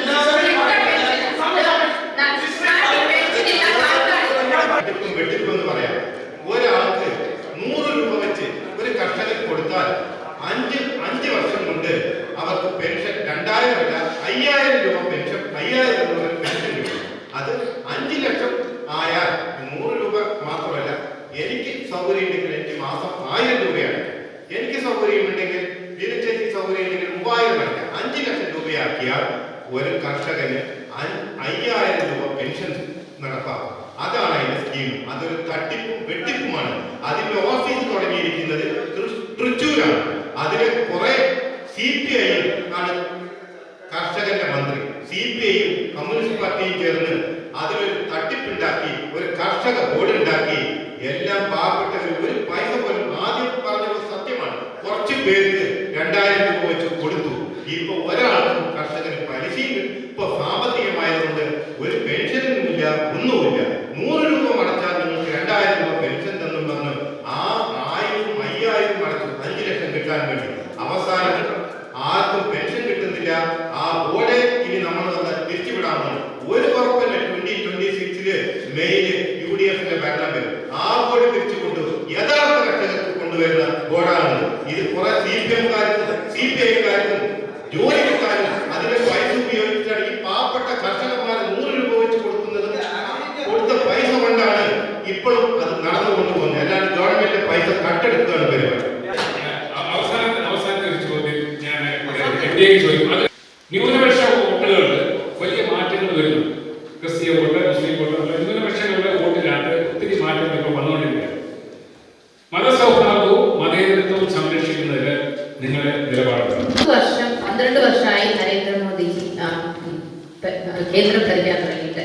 അപ്പൊ ആദ്യമൊക്കെ വളരെ മാറ്റം നെറേറ്റീവ്സ് ഉണ്ടാക്കി, ഇത് ന്യൂനപക്ഷങ്ങൾക്കെതിരാണ് എന്നൊക്കെ പറഞ്ഞു. പക്ഷെ ഒന്നും സംഭവിച്ചില്ല. വളരെ നല്ല രീതിയിൽ ഇപ്പം നേരത്തെയുള്ള നമ്മുടെ പാനലിസ്റ്റ് പറഞ്ഞതുപോലെ നമ്മൾ കേരളത്തിൽ മാത്രം ഇരുന്നുകൊണ്ട് മറ്റു ലോകത്ത് നടക്കുന്ന കാര്യങ്ങളെ കുറിച്ച് സംസാരിക്കുമ്പോഴാണ് പ്രശ്നങ്ങൾ ഉണ്ടാകുന്നത്. കേരളത്തിന് പുറത്തോട്ട് പോയി നോക്കിയാൽ എത്രയോ വലിയ വികസനങ്ങളാണ് നടക്കുന്നത്. എസ്പെഷ്യലി UPയിലൊക്കെ പോയി നോക്കിയാൽ മനസ്സിലാകും നമുക്ക്. അതുപോലെ തന്നെ ഇൻഫോ പാർക്ക്, ടെക്നോ പാർക്ക്, ഇതൊക്കെ നമ്മൾ ഏറ്റവും ആദ്യം കേരളത്തിലാണ് വന്നത് മറ്റു സംസ്ഥാനങ്ങളെ അപേക്ഷിച്ച്. നമ്മൾ അതിൽ ഏറ്റവും അധോഗതിയായിട്ട് നിൽക്കുന്നതും കേരളത്തിലെ ടെക്നോ പാർക്കും ഒക്കെയാണ്. കമ്പയർ ടു ചെന്നൈ പോയാൽ ഏറ്റവും വലിയ ഓട്ടോമൊബൈൽ ബിസിനസ് ഒക്കെ ഏറ്റവും കൂടുതൽ നടക്കുന്നത് ചെന്നൈയിലാണ്. അതുപോലെ ബാംഗ്ലൂര്, ഹൈദരാബാദ്, അവിടെയൊക്കെ ഏറ്റവും നല്ല രീതിയിൽ വികസനങ്ങൾ നടക്കുമ്പോൾ കേരളത്തിൽ മാത്രം നടക്കുന്നില്ല. കാരണം അതിലൊരു ഫ്രണ്ട്ലി ആയിട്ടുള്ള അറ്റ്മോസ്ഫിയർ അല്ല കേരളത്തിലുള്ളത്. മതേതരത്വത്തിന്റെ കാര്യം ഞാൻ പറയുന്നത്, കാരണം എല്ലാവരെയും പേടിപ്പിച്ച് നിർത്തിയിരിക്കുകയായിരുന്നു. പക്ഷെ ഒരു 10 വർഷം കൊണ്ട് എല്ലാവരും ബുദ്ധിയുള്ളവരാണ്. അതുപോലെ തന്നെ ഇപ്പോൾ സോഷ്യൽ മീഡിയ ഇതുപോലുള്ള മീഡിയ ഒക്കെ വളരെ ആക്റ്റീവാണ്, ആക്സസിബിൾ ആണ്. അതുകൊണ്ട് എല്ലാവർക്കും കാര്യങ്ങൾ നേരിട്ട് മനസ്സിലാക്കാം. വേറൊരു ഇടനിലക്കാരന്റെ ആവശ്യമില്ല. ഇപ്പൊ മുമ്പേ പറഞ്ഞതുപോലെ പെൻഷനും അതും എല്ലാവിധ ആനുകൂല്യങ്ങളും അവർക്ക് നേരിട്ട് പണ്ട് രാജീവ് ഗാന്ധി പണ്ട് പറഞ്ഞിട്ടുണ്ട് 1 രൂപ കൊടുക്കണമെങ്കിൽ 15 പൈസ നമ്മുടെ പോക്കറ്റിൽ വരുവുള്ളത്. ഇപ്പൊ 1 രൂപ ഇട്ടാൽ 1 രൂപ കംപ്ലീറ്റ് ആയിട്ട് നമ്മുടെ ബാങ്കിൽ വരും, ആരുടെ ആവശ്യമില്ല. അപ്പൊ അങ്ങനെയുള്ള ഒരു നറേറ്റീവ്സിനെ എല്ലാം പൊളിച്ചെടുക്കാനായിട്ട് ഈ പുതിയ ജനറേഷൻ സോഷ്യൽ മീഡിയ ഇതുപോലുള്ള ഇൻഫർമേഷൻ ടെക്നിക്സ് എല്ലാം ഉള്ളതുകൊണ്ട് മനസ്സിലായി. അതുകൊണ്ട് സാധാരണ ജനങ്ങൾക്ക് മനസ്സിലായി. ഇപ്പൊ തന്നെ ക്രിസ്ത്യൻ സഭകളിലുള്ള അവർ തമ്മിലുള്ള ഒരു പ്രശ്നങ്ങൾ പോലും നരേന്ദ്രമോദിയുടെ കൂടെ നിന്ന് അത് പരിഹരിക്കുന്നതിനുള്ള ഒരു ഇനിഷ്യേറ്റീവ്സ് ആൾക്കാർക്ക് അത്രയ്ക്ക് വിശ്വാസമായി ഈ ഗവൺമെന്റിന്. അപ്പീസ്മെന്റ് പൊളിറ്റിക്സ് അല്ല, എല്ലാം മതേതരമായിട്ട്. മതേതരം എന്ന് പറയുന്നത് ഒരു മതത്തിനെ അപ്പീസ് ചെയ്യുക എന്നുള്ളതല്ല, എല്ലാ മതക്കാരെയും ഒരുപോലെ കൊണ്ടുപോവുക. ഡെവലപ്മെന്റ് ആണ് ഈ NDA മുന്നോട്ട് വയ്ക്കാനുള്ളത്. വികസിത കേരളം എന്നുള്ളത്, ഈ വികസിത ഇന്ത്യയോടൊപ്പം വികസിത കേരളം എന്നുള്ള ഒരു ഇതിനെ മുൻനിർത്തിയാണ് ഈ ഇലക്ഷന് മുന്നോട്ട് പോകുന്നത്. നിങ്ങൾ ചോദിച്ചു ആരോടാണ് കൂടെ ചേരുന്നത്. ആരോടും കൂടെ ചേരേണ്ട ആവശ്യമില്ലല്ലോ. അതിന്റെ കൂടെ ചേരാതെ തന്നെ ഇൻഡിപെൻഡന്റ് ആയിട്ട് നമ്മൾക്ക് ചെയ്യാനുള്ള ഒരു അവസരം ഉണ്ടാകും എന്നുള്ള പ്രതീക്ഷയാണ് NDAക്ക് ഉള്ളത്. നമ്മൾക്കിപ്പോൾ അറിയാം ഷോൺ ജോർജ്, PC ജോർജ്, അവരൊക്കെ അതുപോലെ തന്നെ മുമ്പേ വേറൊരു ആള് കോൺഗ്രസിന്റെ ഒരാൾ പറഞ്ഞു സിനിമാ നടിക്ക് എന്താണ് പ്രശ്നം? സിനിമാ നടി അവിടുത്തെ സിറ്റിസൺ അല്ലേ, അവർക്ക് പറ്റത്തില്ലേ മത്സരിക്കാനായിട്ട്? എല്ലാവർക്കും ഓരോ സിറ്റിസണും ഇവിടെ മത്സരിക്കാനുള്ള അവകാശമുണ്ട്. നിങ്ങൾ കഥറിട്ട് നടക്കണമെന്നില്ല. ഒരു രാജ്യത്തെ ജനങ്ങളെ സേവിക്കുക എന്നുള്ളതാണ് ഏറ്റവും പ്രധാനമായിട്ടുള്ള കാര്യം. ഏത് ഫീൽഡിൽ നിന്നും വരട്ടെ, എവിടെ നിന്നും വരട്ടെ, ജനങ്ങളെ സേവിക്കുക, അതുപോലെ തന്നെ അവർക്ക് സൗകര്യം ഉണ്ടാക്കി കൊടുക്കുക. അതാണ് ഏറ്റവും വലിയ. NDA 10 സീറ്റ് കിട്ടിക്കഴിഞ്ഞാൽ എന്ത് ചെയ്യുമെന്ന് ചോദിച്ചു. ഒരു ഉദാഹരണം ഞാൻ പറയാം. ഈ കഴിഞ്ഞ 65 വർഷമായിട്ട് അല്ലെങ്കിൽ BJP അല്ലെങ്കിൽ ഒരു വർഗീയ സംഘടനയാണെന്ന് പറഞ്ഞ് ഇടതും വലതും പഴിചാരി ഭരണത്തിൽ അവരെ വരുത്താതെ ഇരിക്കാൻ വേണ്ടി സർവ്വ കൂട്ടുകച്ചവടവും നടത്തിക്കൊണ്ടിരുന്ന സമയമാണ്. അതിലൊരു വ്യതിയാനം വന്നപ്പോഴപ്പോഴും ആ വ്യതിയാനം വന്നതെന്ന് പറഞ്ഞു കഴിഞ്ഞാൽ മറ്റ് സമുദായം അല്ലെങ്കിൽ പിന്നെ സംഘടനകളും NDAയുടെ ഭാഗമായിട്ട് വന്നുകൊണ്ട് ആ ഒരു കൂട്ടുകെട്ട് ശക്തിപ്പെട്ടതുകൊണ്ട് അവർക്ക് 10 MLA-മാരെ കിട്ടിക്കഴിഞ്ഞാൽ ആ 10 MLA-മാര് ആ 10 മണ്ഡലത്തിൽ ഭരണ സംവിധാനം നിയന്ത്രിക്കാൻ കഴിവുണ്ടാകും. അവർ തെളിയിച്ചു കൊടുക്കും എങ്ങനെ ഭരിക്കണം. ഇതിനു മുമ്പ് തെരഞ്ഞെടുത്ത് വിട്ട MLA-മാർ ഭരിച്ച രീതിയിലാണോ ആ മണ്ഡലത്തിൽ. ഞാൻ പറയാം അന്നത്തെ ഇന്ത്യയല്ല ഇന്നത്തെ ഇന്ത്യ. അത് തന്നെയാണ് പറയുന്നത്. അത് തന്നെയാണ് പറയുന്നത്. ഓക്കെ, അന്നത്തെ രാഷ്ട്രീയ കാലാവസ്ഥ എന്തായിരുന്നു? അത് തന്നെയാണ് പറയുന്നത്. ഈ 10 പേരെ തെരഞ്ഞെടുക്കാനൊരു അവസരം കേരളത്തിലെ ജനങ്ങൾ കൊടുത്തു കഴിഞ്ഞാല് ഞാൻ ചോദിച്ചിട്ട് അതിന് ഉത്തരത്തിലാണ് വരുന്നത്. അനുഭവം തീർക്കാൻ പറയില്ല. ഇല്ല, ഞാൻ പറഞ്ഞു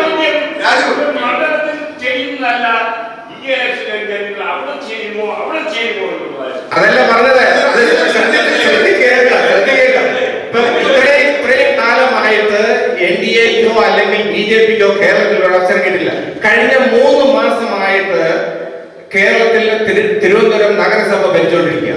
അവിടുത്തെ പുരോഗതിയും അവിടെ ചെയ്ത കാര്യങ്ങൾ അവിടുത്തെ ജനങ്ങളോടൊന്ന് ചോദിച്ചു നോക്കുക. അതേ രീതിയിലുള്ള ഒരു അവസരം കേരളത്തിലെ 10 മണ്ഡലങ്ങളിൽ 5 മണ്ഡലങ്ങളിൽ കൊടുത്തു നോക്കുക. അടുത്ത ഇലക്ഷനിൽ അതിന്റെ 10 മടങ്ങ് പ്രോഗ്രസ് ഉണ്ടാകും. അതിൽ ജനങ്ങളുടെ വിശ്വാസം ആർജിക്കും. NDA അല്ലെങ്കിൽ BJP അടുത്ത ഇലക്ഷനിൽ അധികാരത്തിൽ വരുമെന്നുള്ളത് ഞാൻ ഇപ്പൊ ഉറപ്പ് തരാം. അതേസമയം ഇതേ രീതിയിലുള്ള സംവിധാനം, ഇതേ ദുഷ്പ്രചരണം ആദ്യം നമ്മൾ നിർത്തിയിട്ട് നമ്മൾ യാഥാർത്ഥ്യം അല്ലെങ്കിൽ നമ്മൾ വസ്തുനിഷ്ഠമായിട്ട് കാര്യങ്ങളെ മനസ്സിലാക്കുക. എന്താണ് രാജ്യത്തിന് പുരോഗതി ഉണ്ടാകുന്നത്? ഏത് പ്രസ്ഥാനത്തിൽ കൂടിയാണ് രാജ്യം പുരോഗമിക്കുന്നത്? ഞാൻ ഒരു ഉദാഹരണം പറയാം. ഞാൻ ഇവിടെ അമേരിക്ക വന്നിട്ട് 35 വർഷമായി. ഈ 35 വർഷം മുമ്പ് ഞാൻ അമേരിക്ക വന്നപ്പോൾ ഒരു ഇന്റർവ്യൂവിന് പോയാൽ ആ ഇന്ത്യക്കാരൻ എന്ന് പറഞ്ഞാൽ എനിക്ക് 3ാമത് ചാൻസ് കിട്ടുന്നതായിരുന്നു. ഇന്നിപ്പോ ഞാനൊരു ഒരു ഇന്റർവ്യൂവിന് പിന്നെ ഫസ്റ്റ് ചാൻസ് എനിക്ക് കിട്ടും. എന്തുകൊണ്ടാണ് വന്നത്? ഇന്ത്യയുടെ വിശ്വാസത മറ്റ് രാജ്യങ്ങളിൽ നേടിയെടുക്കാൻ ഇന്ത്യയിൽ ശക്തനായ ഒരു ഭരണാധികാരി നരേന്ദ്രമോദി ഉള്ളതുകൊണ്ട് സാധിച്ചു. ന്യൂയോർക്കിൽ നിന്ന് കേരളം എന്ത് പഠിക്കണം? ന്യൂയോർക്കിൽ നിന്ന് കേരളം ഒത്തിരി കാര്യങ്ങൾ പഠിക്കുന്നതിനുണ്ട്. ഇന്ത്യ ഒരു മതേതര രാജ്യമാണ്. അതൊരു ഔദാര്യമല്ല, നമ്മുടെ ഭരണഘടന എഴുതി വച്ചിരിക്കുന്നതാണ്. അതായത് കോൺസ്റ്റിറ്റ്യൂഷൻ നമുക്ക് നൽകുന്നതാണ്. അംബേദ്കർ നമ്മുടെ നെഹ്റുവിന്റെ കാലം മുതലെയുള്ള അവര് പ്രഗത്ഭരായ നേതാക്കൾ, ഇന്ത്യൻ നാഷണൽ കോൺഗ്രസിന്റെ നേതാക്കൾ എഴുതി വെച്ചിരിക്കുന്ന ഭരണഘടനയാണ്. BJP പല പ്രാവശ്യം പാർലമെന്റിൽ തിരുത്തുവാൻ ശ്രമിച്ചിട്ടുണ്ട്. പക്ഷേ അതിന് 2/3 ഭൂരിപക്ഷം വേണമെന്നുണ്ട്. അത് പലപ്പോഴും സാധിക്കാതെ പോകുന്നുണ്ട്. ഈ മതേതരം എന്ന് പറയുമ്പോൾ നമ്മൾ കേരളത്തിലെ ഒരു സാഹചര്യം അടിയന്തരാവസ്ഥ പ്രഖ്യാപിച്ചത് പാർട്ടിയാ കോൺഗ്രസ്. നിങ്ങൾ എന്താ പറയാ? അടിയന്തരാവസ്ഥ അല്ല ഇവിടുത്തെ ചർച്ചാ വിഷയം. അത് മതേതരമല്ല. ചോദ്യം അടിയന്തരാവസ്ഥയെ പറ്റിയാണെങ്കിൽ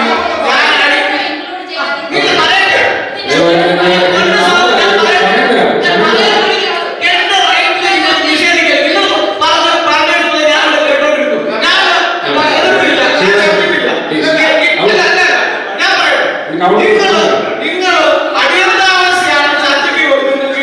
ഞാൻ 1 മണിക്കൂർ അടിയന്തരാവസ്ഥയെ പറ്റി ചർച്ച ചെയ്യാൻ തയ്യാറാണ്. പക്ഷേ നിർഭാഗ്യവശാൽ ഇന്നത്തെ ഇവിടുത്തെ എനിക്ക് തന്ന സബ്ജക്ട് മലയാളത്തെ പറ്റി സംസാരിക്കണം. അപ്പോൾ ഈ മലയാളത്തെ പറ്റി സംസാരിക്കാൻ മാത്രമേ സാധിക്കുകയുള്ളൂ.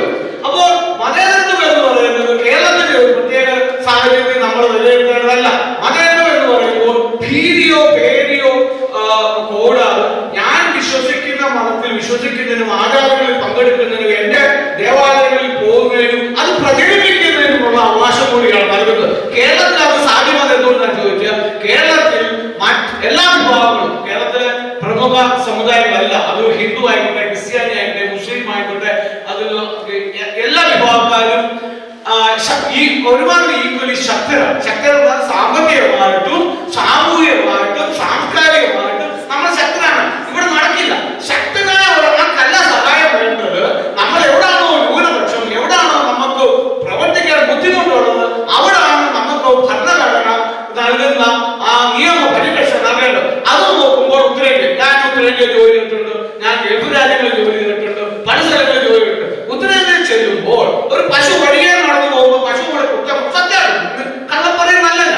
ഞാൻ നോർത്ത് ഇന്ത്യയിൽ വർഷങ്ങൾ ജോലി ചെയ്ത വ്യക്തിയാണ്. പശു നമ്മളെ കുത്താൻ വരികയാണ്, നമ്മൾ നടന്നു പോകും, നിങ്ങൾക്കൊക്കെ പശുവിനെ പറഞ്ഞു പോകും. നമ്മൾ ആ പശുവിനെ തള്ളി മാറ്റി പോയാൽ തീർച്ചയായിട്ടും അടുത്ത് നിൽക്കുന്നവന്റെ ഭാഗ്യമുണ്ട് അടികിട്ടുന്നില്ലേ, നമുക്ക് അടികിട്ടും, എന്റെ ജീവൻ പോയി അടികിട്ടും. അത് എത്രയോ നമ്മൾ അടികിട്ടിരിക്കുന്നു. ആ പാവപ്പെടും സ്കൂട്ടർ കൊണ്ട് വെക്കുമ്പോഴായിരിക്കും പശുവിന്റെ കാലം കിട്ടുന്നത്. പശുവിന് അഴിഞ്ഞ് ഞാൻ ഒരാളെ വിടും. പശുവിനെ നമ്മളാരും പശുവിന്റെ അർത്ഥത്തിൽ കഴിയുന്നവരുണ്ട്. നമ്മളെല്ലാം ഹിന്ദുക്കളായ എല്ലാവരും ഒരു സ്നേഹത്തിൽ കൊണ്ടുപോകുന്നവരും എല്ലാ മതങ്ങളും ഒരുമിച്ച് പോകുന്നവരുമായ വ്യക്തികളാണ് ഞങ്ങളൊക്കെ. പക്ഷെ ഞാൻ ഈ പറയുന്നത് ഇപ്പൊ പോലും നോർത്ത് ഇന്ത്യയിൽ കഴിഞ്ഞ 2 കന്യാസ്ത്രീകളെ കുറിച്ച് എത്ര ദിവസം കഴിഞ്ഞിട്ടാണ് അവരെ ഇറക്കി വിട്ടത്? അതും ചാർജ് ഇരിക്കുന്ന ഇതാണ്, പെൺകുട്ടിയെ തട്ടിക്കൊണ്ടുപോയുള്ള കേസാണ്. അത് എങ്ങനെയാണ് അതിന്റെ സത്യാവസ്ഥ? അതുപോലെ നിങ്ങൾക്കറിയാവുന്ന, എനിക്കറിയാവുന്ന അച്ഛനുണ്ട് ഇപ്പൊ ഇവിടെ ന്യൂയോർക്കില് വൈബ്രൻസിൽ താമസിക്കുന്നുണ്ട്. ഞാൻ കാണിച്ചത് അച്ഛൻ ബീഹാറിലേക്ക് ഒളിച്ചോടി വന്നിരിക്കുന്നതാണ്. ഒളിച്ചോടി പറഞ്ഞാൽ അച്ഛൻ ഇവിടെ വിട്ടിരിക്കുന്നതാണ്. അച്ഛനെ നടു റോഡിൽ നിർത്തി വിചാരണ ചെയ്തു. അത് കൈരളി TV അത് സംപ്രേഷണം ചെയ്തത് അന്നേ കാലത്ത്. ആ അച്ഛനെ, അതുപോലെ ഒരു കന്യാസ്ത്രീയെ ഈ അച്ഛനെ താമസിട്ട്, അത് BJP ആണെന്ന് ഞാൻ പറയുന്നത്. പക്ഷെ ഈ ഹിന്ദു വർഗീയ ആൾക്കാർ അവർ ആ കന്യാസ്ത്രീ ബലാത്സംഗിച്ചു. ആ കന്യാസ്ത്രീ ഇന്നും ജീവിച്ചിരിപ്പുണ്ട്. ഈ അച്ഛനെ അവിടുന്ന് അവര് കേസ് വന്നു. അച്ഛൻ കോടതി കൂടെ എല്ലാം ചെയ്തത്. അച്ഛൻ പറഞ്ഞു, ഞാൻ ഈ മനുഷ്യനോട് ക്ഷമിച്ചിരിക്കുന്നു. എന്നിട്ട് അച്ഛനെ അവിടുന്ന് ബിഷപ്പ് കയറ്റി ഇവിടെ വിട്ടു. അച്ഛൻ ഈ വൈബ്രേറ്റ്സിൽ ഞാൻ പറഞ്ഞ ഇവിടെ ഒരു പള്ളി ജോലി ചെയ്തു. എനിക്ക് നിങ്ങൾക്കൊക്കെ അറിയാവുന്ന പ്രശ്നം ഇതാണ് അവസ്ഥ. നമുക്ക് എവിടെയാണോ നമുക്ക് വേണ്ടത്. കേരളത്തിൽ വന്ന ഒരാൾക്കും അടിച്ചു ജയിക്കാൻ പറ്റില്ല, മുസ്ലിമും അടിച്ചു ജയിക്കാൻ പറ്റില്ല, ക്രിസ്ത്യാനിക്കും അടിച്ചു ജയിക്കാൻ പറ്റില്ല, ഹിന്ദുക്കും അടിച്ചില്ല. നമ്മളത് ഈക്വലി ബലമാണ്. പക്ഷെ വില കുറവുള്ളത് അവിടെ നമുക്ക് പരിരക്ഷ വേണം. അത് നിയമം എത്തി വെച്ചിട്ടുണ്ട്.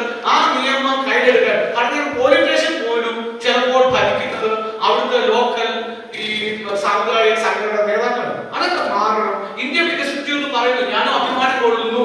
കഴിഞ്ഞ വർഷം 10 വർഷത്തിനുള്ളിൽ അല്ലെങ്കിൽ 15 വർഷത്തിനുള്ളിൽ ഇന്ത്യ ഒത്തിരി ഡെവലപ്പ്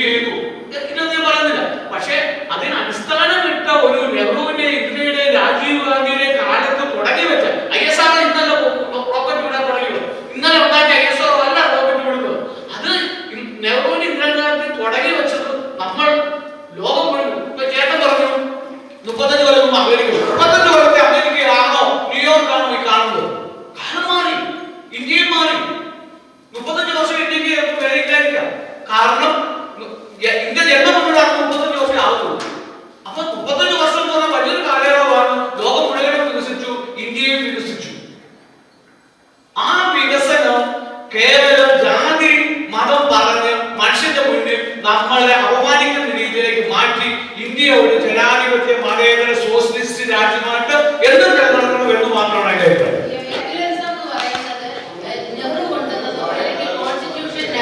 നെഹ്റു എഴുതിയതല്ല, കോൺസ്റ്റിറ്റ്യൂഷൻ അംബേദ്കറിന്റെ നേതൃത്വത്തിൽ എഴുതിയതാണ്. സെക്യുലറിസം എന്ന് പറയുന്ന ഒരു വേർഡ് കൊണ്ടുവന്നത് ഇന്ദിരാഗാന്ധിയാണ് ഇൻക്ലൂഡ് ചെയ്തത്. 77 സമയത്താണ് സെക്യുലറിസം നേരത്തെ കൊണ്ടുവന്നത്. 76. അപ്പോ അത് നെഹ്റു കൊണ്ടുവന്നതോ അല്ലെങ്കിൽ ഒറിജിനലി അത് കോൺസ്റ്റിറ്റ്യൂഷനിൽ ഉള്ളതല്ല. ഒരു എന്തെങ്കിലും പ്രത്യേക താല്പര്യത്തിന്റെ പുറത്തായിരിക്കും. അതുപോലെ തന്നെ വെളിയിൽ പോയാൽ ആൾക്കാർ പശുവിനെ തുടങ്ങി, പിന്നെ എന്തിനാണ് എല്ലാ ആൾക്കാരും വെളിയിൽ പോകുന്നത്? എനിക്ക് മനസ്സിലാവും. എല്ലാവരുടെയും മുന്നിലെ എല്ലാവരും കാണിച്ചു കൊടുക്കുന്നത് ഈ അവര് കൊണ്ട് അവര് അപ്പൊ എന്തെല്ലാം കാര്യങ്ങൾ വേറെ രീതിയിൽ നടക്കുന്നുണ്ട്, അതൊന്നും കാണുന്നില്ലേ? ഞാൻ കേരളത്തിൽ ജനിച്ചു വളർന്ന ഒരു വ്യക്തിയാണ്. എന്റെ അധ്യാപകർ പറഞ്ഞിട്ടുണ്ട്, നല്ല രീതിയിൽ വർഗീയ രീതിയിൽ സംസാരിച്ചിട്ടുണ്ട്. അങ്ങനെ വ്യക്തിപരമായിട്ട് എനിക്കറിയാം. പക്ഷെ അങ്ങനെ കാരണം സാധാരണക്കാരത് ഒരു ഉൾക്കൊണ്ടൊക്കെ ജീവിക്കും, അത്രയേ ഉള്ളൂ.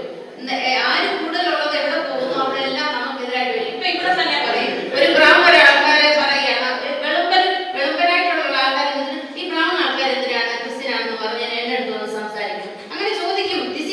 That's normal. ഇറ്റ്സ് നോട്ട് ഇന്ത്യയിൽ മാത്രം നടക്കുന്ന, അല്ലെങ്കിൽ ഇന്ത്യയിൽ ആരും BJP അല്ലെന്നാണ് പറഞ്ഞത്. BJP ചെല്ലുന്നല്ല. അങ്ങനെ ഒരു വർഗീയതയായിട്ട് അങ്ങനെ കൊണ്ടുവന്നത് തെറ്റാണ്. അങ്ങനെ ഒരു നമ്മള് നറേറ്റീവ് ഉണ്ടാക്കുന്നത് തെറ്റാണ്. സെക്യുലറിസം എന്ന് പറയുന്നത് മോശമായ വാക്കൊന്നുമല്ല. സെക്യുലറിസം ഒരു വാക്കാണ്. നമ്മൾ പറയുന്നുണ്ട് ബീഫിന്റെ പ്രശ്നം, പിന്നെ ജാതി വർഗീയത, ജാതി വിവേചനം, പഴയ ഈ കഥകളെല്ലാം പറഞ്ഞുകൊണ്ട് നമ്മൾ രണ്ട് മുന്നണികൾക്ക് കണ്ടിന്യൂസ് ആയിട്ട് അഴിമതി ചെയ്യാൻ അവസരം കൊടുത്തുകൊണ്ടിരിക്കുകയാണ്. ഇത് നമ്മൾ കണ്ടിന്യൂ ചെയ്യാറ്. ഇത് ചെയ്തുകൊണ്ട് എന്താ പ്രശ്നം എന്ന് വെച്ച് കഴിഞ്ഞാൽ ഇപ്പം നോർത്ത് ഇന്ത്യ നടക്കുന്നുണ്ട്. അത് അവിടുത്തെ സാമൂഹിക സിറ്റുവേഷൻ അങ്ങനെയാണ്. അത് കാരണം നമുക്കിപ്പോൾ 4 ആൾക്കാരുണ്ടെങ്കിൽ നമുക്ക് അവരുടെ അടുത്ത് പോയി ചോദിക്കാം.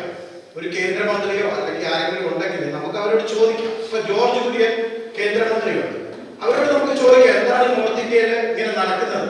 ഇനി നിങ്ങൾ എലക്റ്റഡ് ആയിട്ട് ജയിക്കുകയാണെങ്കിൽ ഇത് നമ്മൾ BJPക്ക് വേണ്ടിയിട്ടല്ല പറയുന്നത്. പക്ഷേ ആരെങ്കിലുമൊക്കെ റെപ്രസെന്റേഷൻ ഉണ്ടായിരിക്കണം.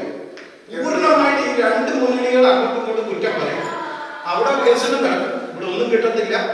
ഇതുപോലെ തന്നെ കിടക്കും. കേരളത്തിൽ തൊഴിലില്ലായ്മയും ഇതും പിന്നെ NRIസിന്റെ കുറെ കാശ് കൊണ്ട് കാര്യങ്ങളുണ്ട്.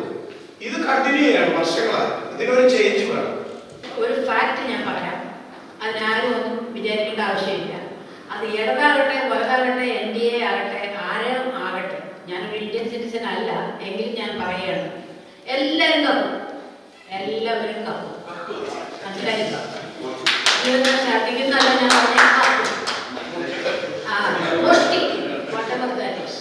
അപ്പൊ അങ്ങനെയുള്ളത് കൊണ്ട് ഏത് പാർട്ടി വന്നാലും എനിക്ക് വിരോധമില്ല. മതേതരം എന്ന് പറയുന്ന സംഗതി മാത്രം ഒരിക്കലും ഉണ്ടാകരുത്. അത് ഏത് പാർട്ടി വന്നാലും ഉണ്ടാകരുത് എന്ന് മാത്രമേ എനിക്ക് ഒരു അഭിപ്രായം. അതായത് മതേതരം എന്നുള്ള ആ ഒരു, അതായത് ഈ ക്രിസ്ത്യാനി ഈ മുസ്ലിം അല്ലെങ്കിൽ നിങ്ങൾ കുറച്ച് ആളുകളെ ഉള്ളൂ, അത് കാരണം നിങ്ങളുടെ ഇഷ്ടം പോലെ ഇവിടെ നടത്താൻ പറ്റിയല്ല എന്നുള്ള ആ സംഭവം ഏത് പാർട്ടി വന്നാലും അങ്ങനെ ഉണ്ടാകരുത് എന്നാണ് എനിക്കൊരു അഭിപ്രായം പറയാനുള്ളത്. ഇന്നത്തെ ഏറ്റവും വലിയ ശാപം സാമ്പത്തിക പ്രതിസന്ധിയോ അതോ തൊഴിലില്ലായ്മയോ? ഊർത്തടി എന്ന് പറഞ്ഞാൽ ആവശ്യമില്ലാതെ പൈസ ചെലവാക്കുക. ധൂർത്തടി ആവശ്യമില്ലാതെ പൈസ ചെലവാക്കുക. അതുകൊണ്ട് അതായത് ഇപ്പം ചെയ്തിരിക്കുന്നതെന്ന് പറഞ്ഞാല് 10,000 രൂപ, ഞാൻ കേരളത്തിലുണ്ടായിരുന്നു, 10,000 രൂപയ്ക്ക് 3 മാസത്തേക്ക് പിണറായി വിജയൻ KSRTCയിലെ വാടക കെട്ടിരിക്കുകയാണ് പുള്ളിയുടെ കേരള വികസനം ബോർഡ് ഒട്ടിക്കാൻ. അതാണ് ധൂർത്തടി. 2026 കേരളം ആർക്കൊപ്പം? വികസനമോ തിരപ്പോ അതോ അതിജീവനത്തിനൊപ്പോ? 26 കേരളം ജയിക്കും, UDF നയിക്കും. എന്തുകൊണ്ടെന്ന് വെച്ച് കഴിഞ്ഞാൽ അവിടുത്തെ ഈ ദൂർത്തന്നെ അദ്ദേഹം പറഞ്ഞ പോലെ തന്നെ അതുപോലെ തന്നെ മുഖ്യമന്ത്രിയുടെ റോഡ് ഇറങ്ങി കഴിഞ്ഞ് കഴിഞ്ഞാൽ പിന്നെ ഒരു കൊച്ചുകുട്ടിക്ക് മരുന്ന് മേടിക്കണേ പോലും ഒരു മെഡിക്കൽ സ്റ്റോറിൽ പോകാൻ പറ്റില്ല. അവരെ മണിക്കൂറുകളോളം നിർത്തിയാൽ അങ്ങനെയുള്ളത് തന്നെ എന്തുവാ ജനങ്ങൾക്ക് യാതൊരു തരത്തിലുള്ള രക്ഷയില്ല. ചോദ്യം ചോദിച്ചു കഴിഞ്ഞാൽ വീട്ടിൽ വീട്ടിലേക്ക് ചോദിക്കാനാണ് പറയുന്നത്, എന്തിനും ചോദിച്ചു വരില്ല. അങ്ങനെയുള്ളവരൊക്കെ എങ്ങനെ വീണ്ടും അധികാരം കൊണ്ടുവരുന്നത്? പ്രവാസി മലയാളികൾക്ക് വോട്ടവകാശമാണോ അതോ വെറും അവർ നിക്ഷേപകർ മാത്രമാണോ? 2002 വോട്ട് ചെയ്തിട്ടുണ്ടോ? ഉണ്ടെങ്കിൽ ഉണ്ട്, ഇല്ലെങ്കിൽ ഇല്ല. ഓക്കെ.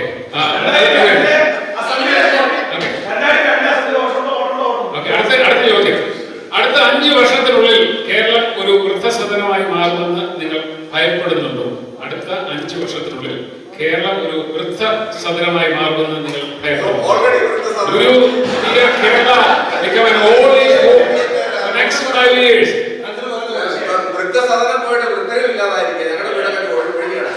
കേരളയിൽ വേണോ അതോ K-Swift ബസ്സുകൾ വേണോ? കേരളയിൽ വേണം. നമ്മൾ പോയി അമേരിക്കയിൽ ഇരിക്കുന്നു, നമുക്കറിയാം ജീവിതത്തിന്റെ സ്പീഡ് എത്തും. നാട്ടിൽ അത് രാഷ്ട്രീയമായിട്ട് മാത്രം എതിർക്കുന്നുള്ള കാര്യമില്ല. മൂന്ന് മുന്നണികളോടും ഒരേ ചോദ്യം ചോദിക്കുകയാണ്, ഒറ്റ വാക്കിൽ മറുപടി. 2026 മെയ് മാസത്തിൽ കേരളത്തിന്റെ മുഖ്യമന്ത്രി ആരായിരിക്കും? മുഖ്യമന്ത്രി ഭൂരിപക്ഷം കിട്ടുന്ന MLA-മാരെ തെരഞ്ഞെടുക്കുന്ന ആളായിരിക്കും മുഖ്യമന്ത്രി. LDF ഭരിക്കും. 71 സീറ്റ് ഞങ്ങൾ പിടിക്കും. 90-100 സീറ്റ് നേടി UDF-ന്റെ ഒരു മുഖ്യമന്ത്രി ഉണ്ടായിരിക്കും. ആരാണെന്നുള്ളത് MLA-മാർക്ക് തീരുമാനിക്കും. ഇപ്പൊ ഈ ചോദിച്ച ക്വസ്റ്റ്യന്റെ ആൻസർ കേരളം അടുത്ത് ആര് ഭരിക്കും, അല്ലെങ്കിൽ ആർക്കാണ് ഈ അടുത്ത മാസം നടക്കാൻ പോകുന്ന ഇലക്ഷനിലെ വിജയം ആർക്കാണെന്ന് ചോദിച്ചാൽ ഞാൻ പറയുന്നത് 2021 ഇലക്ഷനും 2026 ഇലക്ഷനും വെച്ച് നോക്കുമ്പോൾ അതിൽ വിജയിക്കുന്നത് പെർസെന്റേജ് അടിസ്ഥാനത്തിൽ വിജയിക്കുന്നത് NDA സീറ്റല്ല, MLA-മാരല്ല. കഴിഞ്ഞ ഇലക്ഷനിൽ 15% കേരളത്തിൽ BJP-ക്ക് അല്ലെങ്കിൽ NDA മുന്നണിക്ക് കിട്ടിയെങ്കിൽ ഈ പ്രാവശ്യം അത് 30%. ഒരിക്കൽ കൂടി പറയട്ടെ, നമ്മുടെ LDF, ഞാനും വിശ്വസിച്ചിരുന്ന LDF, ഞാനും വിശ്വസിച്ചുകൊണ്ടിരിക്കുന്ന LDF ഒത്തിരി സഭാക്കളെ, ഒത്തിരി അധ്വാനിക്കുന്ന വർഗത്തിന്റെ പ്രതീകമായിട്ടുള്ള ഒരു പ്രസ്ഥാനമാണ് ഇടതുപക്ഷ പ്രസ്ഥാനം. ആ പ്രസ്ഥാനത്തില് കഴിഞ്ഞ 10 വർഷക്കാലമായി നമ്മുടെ മുഖ്യമന്ത്രി, നമ്മുടെ ബഹുമാനപ്പെട്ട മന്ത്രി പേര് പറയുന്നില്ല, ഭരിച്ചുകൊണ്ടിരിക്കുന്ന അദ്ദേഹത്തിന്റെ ഓഫീസിൽ ഞാൻ നേരിട്ട് പോയിട്ടുള്ള ആളാണ്. കാരണം വ്യത്യസ്തമായ അസോസിയേഷൻ പ്രസിഡന്റ് ആയിരുന്നപ്പോൾ 2015 വെള്ളപ്പൊക്കത്തില് സ്വരൂപിച്ച ക്യാഷ് അല്ലെങ്കിൽ ചാരിറ്റി കൊടുക്കാനായിട്ട് നേരിട്ട് അദ്ദേഹത്തിന്റെ ഓഫീസിൽ പോയ ഒരാളാണ്. ആദ്യത്തെ 5 വർഷക്കാലവും വളരെ ഭംഗിയായി ഭരിച്ചു എന്നതിന്റെ തെളിവാണ് രണ്ടാമതും അദ്ദേഹം മുഖ്യമന്ത്രിയായത്. ഇനി മൂന്നാമത് വേറൊരു ടീമുണ്ടല്ലോ ഇവിടെ, നമ്മുടെ UDF. എന്താണ് അവരുടെ അവസ്ഥ? ഇപ്പൊ ചോദിച്ചത് സാധനം ചോദിച്ചല്ലോ, ആരായിരിക്കും മുഖ്യമന്ത്രി? എന്ത് തീരുമാനിക്കും? ഓരോ പൊട്ടക്കത്തിൽ കിടക്കുന്ന തവണ ഒരു തവണയും മുകളിലോട്ട് കൊണ്ടുപോകാൻ സമ്മതിക്കില്ല. ഇപ്പൊ അവരുടെ നിലവിൽ 3-4 മുഖ്യമന്ത്രി സ്ഥാനാർത്ഥികൾ UDF-ന് ഈ വർഷം അടുത്ത ഇലക്ഷനിൽ 70-ൽ കൂടുതൽ സീറ്റ് കിട്ടുന്നത്. പക്ഷേ അവിടെ ഇപ്പോൾ വളരെയേക്കാൾ കൂടുതൽ പ്രശ്നങ്ങളുമായിരിക്കും മുഖ്യമന്ത്രി സ്ഥാനാർത്ഥിത്വത്തിൽ ആദ്യമേ കൊടുക്കും. അതിനുശേഷം 5 വർഷം അവർക്ക് ഒരുപക്ഷെ കണ്ടിന്യൂ ചെയ്യാൻ അല്ലെങ്കിൽ കംപ്ലീറ്റ് ചെയ്യാൻ സാധിക്കുന്ന അവസ്ഥ വരില്ല എന്നതാണ് ഇപ്പോഴുള്ള അന്വേഷണ. BJP-ക്ക് 2-3 സീറ്റ് കിട്ടാനുള്ള പദ്ധതി ഞാൻ നൽകുന്നത്. NDA മത്സരിക്കുന്നത് കേരളത്തിൽ ഒരു സാന്നിധ്യം വഹിക്കുന്നതിന് അതിനുമായി അതിന് വേണ്ടിയിട്ട് LDF-ഉമായിട്ട് ഡീലുണ്ടായിട്ട് സീറ്റ് NDA കിട്ടുമായിരിക്കും. അപ്പൊ നിങ്ങൾക്ക് സാന്നിധ്യം വഹിക്കാനായിട്ട് ഭരിക്കുവാനായിട്ടല്ല നിങ്ങൾ മത്സരിക്കുന്നത്. അതുപോലെ LDF 35 സീറ്റുമായിട്ട് താഴെയായിട്ട് പ്രതിപക്ഷത്തെ സന്തോഷത്തോടെ ഇരിക്കും. കോൺഗ്രസ് 100+ സീറ്റുമായിട്ട് രമേശ് ചെന്നിത്തല മുഖ്യമന്ത്രിയാണ്.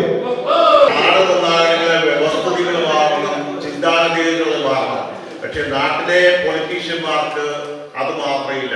അവര് പരമ്പരാഗതമായി തുടർന്നിരുന്ന സോഷ്യലിസ്റ്റ് വ്യവസ്ഥയും അതുപോലെയുള്ള കാര്യങ്ങളെ അവർ ചെയ്യുന്നുള്ളൂ. അവർ മാറ്റത്തിന് തയ്യാറാകുന്നില്ല.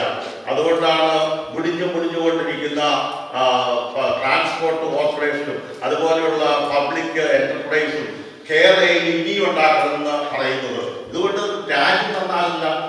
രാജ്യം കേരളം പ്രത്യേകിച്ച് താഴോട്ട് പൊക്കോണ്ടിരിക്കുകയാണ്.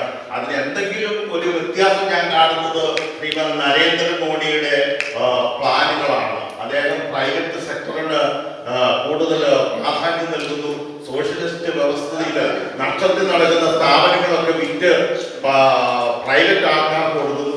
രാജ്യം നന്നായിക്കൊണ്ടിരിക്കുന്നു. കഴിഞ്ഞ 14 വർഷം കൊണ്ട് രാജ്യം വളരെ വളരെ സ്പീഡിലാണ്. ഇന്ന് രാജ്യത്തെ ഇത് ലോകത്തിലെ ഏറ്റവും വലിയ 5ാമത്തെ സാമ്പത്തിക ശക്തിയായി വളർന്നിരിക്കുന്നു. 4ാമത്തെ ശക്തിയായി മാറിക്കൊണ്ടിരിക്കുകയാണ്.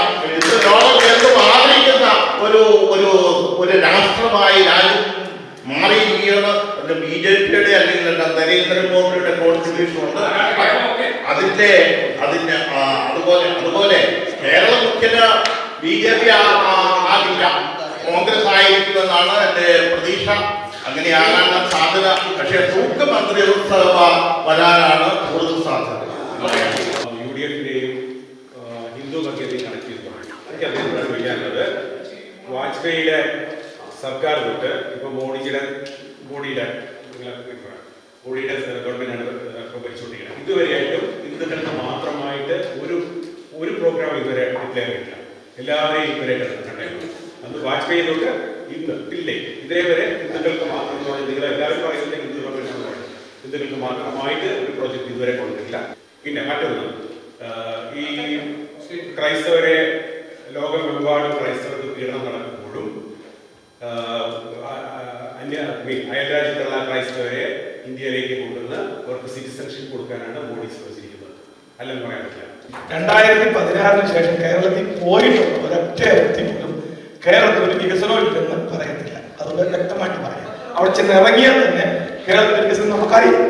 പിന്നെ ഞാൻ പറഞ്ഞു പിന്നെ കേരളത്തിൽ എന്തായിരുന്നു അവസ്ഥ, ഇന്ന് കേരളത്തിൽ എന്താ അവസ്ഥ? ഇവിടെ അവിടുത്തെ ആ ചേട്ടൻ പറഞ്ഞു, ഇന്ന് എല്ലായിടത്തും വന്ന് പിന്നെ ന്യൂനപക്ഷങ്ങളെ ആക്രമിക്കുക, എല്ലാ പ്രശ്നവും നോർത്ത് ഇന്ത്യ മൊത്തം. കേരളത്തിൽ എന്തുകൊണ്ട് പ്രശ്നമില്ല? എല്ലാവരും ശക്തരായതുകൊണ്ടല്ല, അവിടെ ഇടതുപക്ഷം എന്നൊരു പക്ഷം ഉള്ളതുകൊണ്ടാണ് കേരളത്തിൽ ധൈര്യത്തോടെ അവിടെ നിൽക്കാൻ പറ്റുമെന്ന് ആദ്യം മനസ്സിലാക്കി. അങ്ങനെ ഒത്തിരി അനുഭവിച്ചാണ് അറിയാവുന്നത്. എപ്പോഴും നാട്ടിൽ പോയി 1-2 കേസുമായി വന്നാണ്. ഇതൊന്നും നമ്മള് വെറുതെ അടച്ചങ്ങ് കാണുന്നത്. പിന്നെ കേരളത്തിൽ ആര് ജയിക്കും, ആർക്കെങ്കിലും സംശയമുണ്ടെന്ന് എനിക്കറിയത്തില്ല. വെറുതെ പറയുകയല്ലാതെ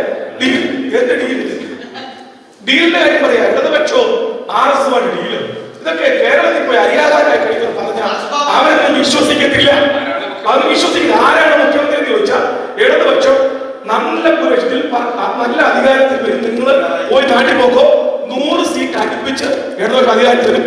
പിണറായി വിജയൻ വീണ്ടും മുഖ്യമന്ത്രിയായിട്ട് വരും. അടുത്ത പ്രാവശ്യം UDF വരും എന്ന് പറഞ്ഞാൽ UDF വന്നാൽ പഴയ മോഷണം പിന്നെ തുടരും. ഇവർ രണ്ടുപേരും കൂടെയുള്ള ആ സ്നേഹ അവരുടെ കൂട്ടുകെട്ട് ഒരിക്കലും നിൽക്കുന്നില്ല.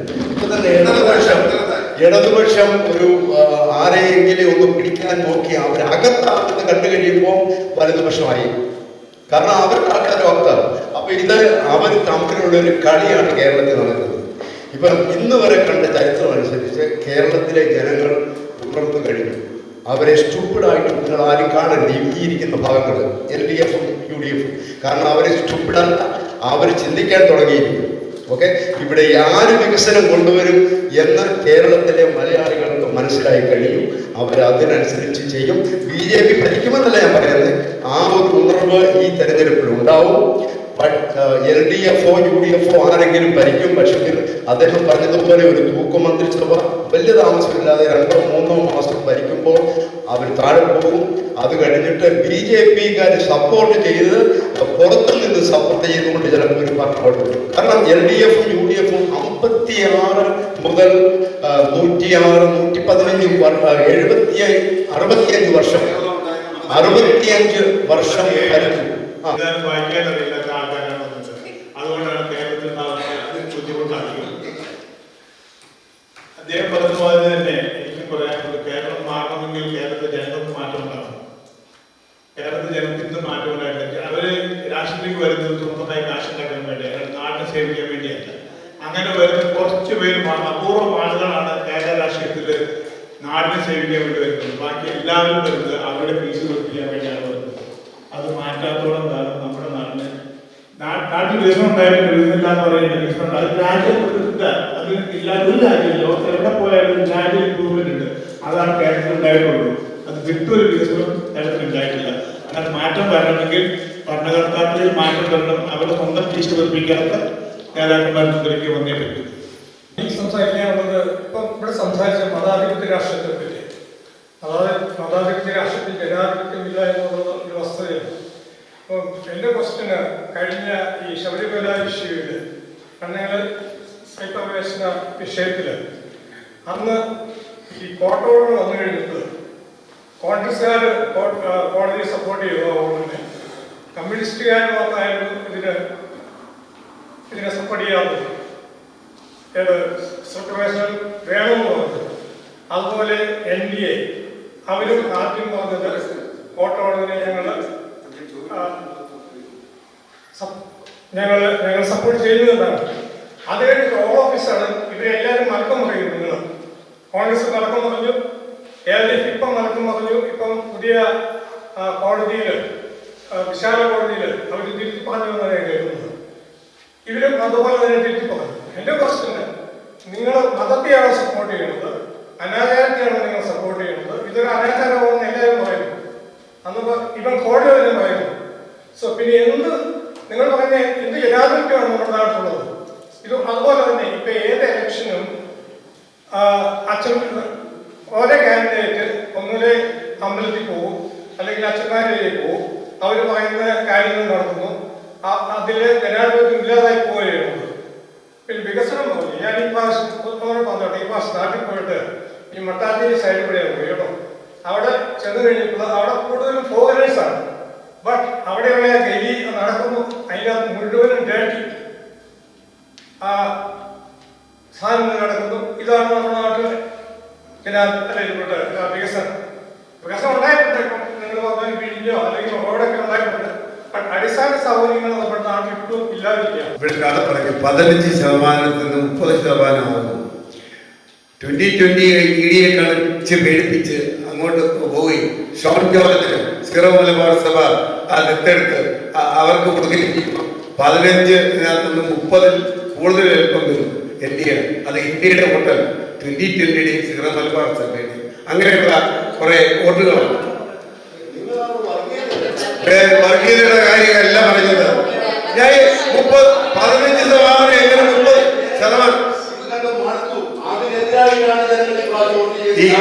ഞാൻ പറഞ്ഞത് നിങ്ങൾക്ക് മനസ്സിലായില്ലെങ്കിൽ നിങ്ങളത്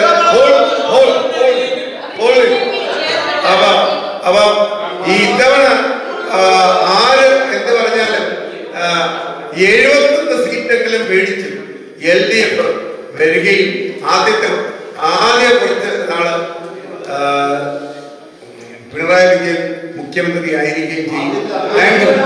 എല്ലാവർക്കും അറിയാവുന്നതുപോലെ അഴിമതിയുടെ വർഷമായിരുന്നു. അതിൻ്റെ ഒരു ഉത്തരവെന്ന നിലയ്ക്ക് ഈ ഏപ്രിൽ 9 ജനങ്ങൾ അതിനൊരു ഉത്തരം നൽകാൻ പോവാണ്.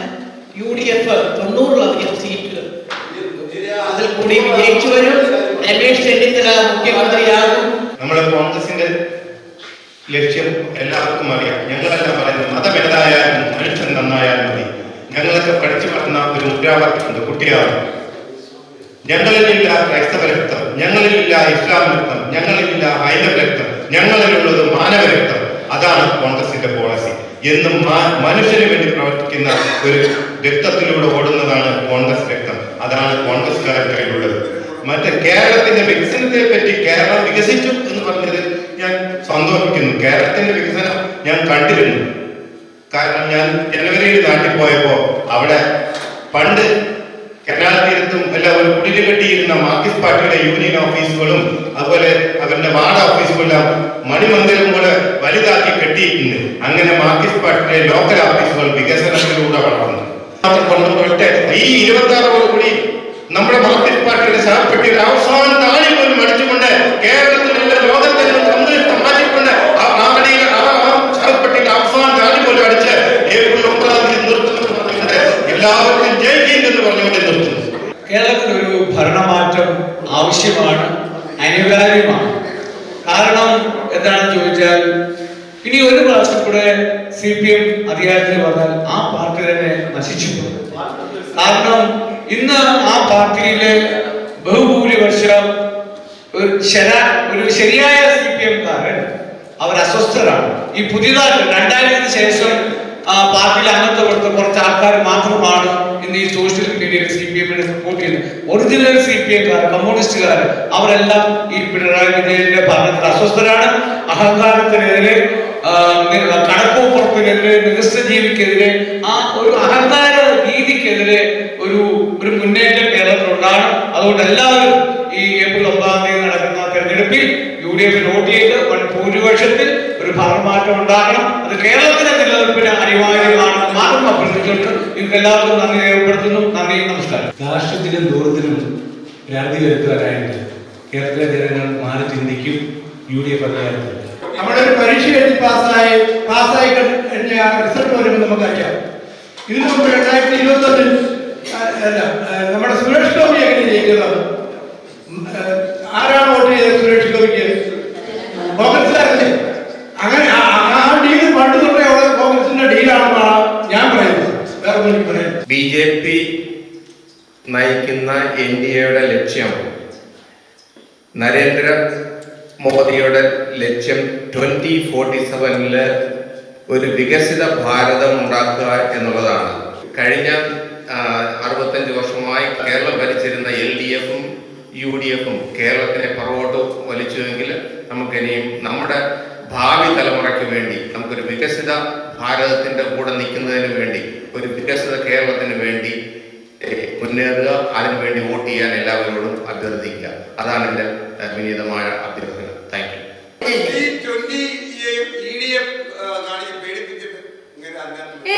അങ്ങനെ പ്രകടിപ്പിക്കാൻ നിങ്ങൾ നറേറ്റീവ് ഉണ്ടാക്കുന്നതാണ്. അങ്ങനെയൊക്കെ അതൊക്കെ തെറ്റാണ്. വികസിത കേരളമാണ് നരേന്ദ്രമോദിയുടെ ലക്ഷ്യം, NDAയുടെ ലക്ഷ്യം വികസിത കേരളമാണ്.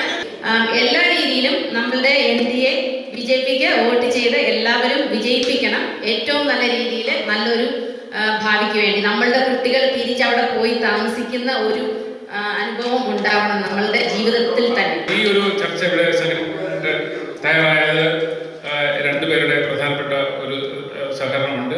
കേരള സെന്റർ, നമ്മുടെ സ്റ്റീഫന്റെ നേതൃത്വത്തിലുള്ള കേരള സെന്റർ വളരെ കാലമായിട്ട് ഈ സമൂഹത്തിൽ പ്രവർത്തിക്കുന്ന ഒരു സംഘടനയാണ്.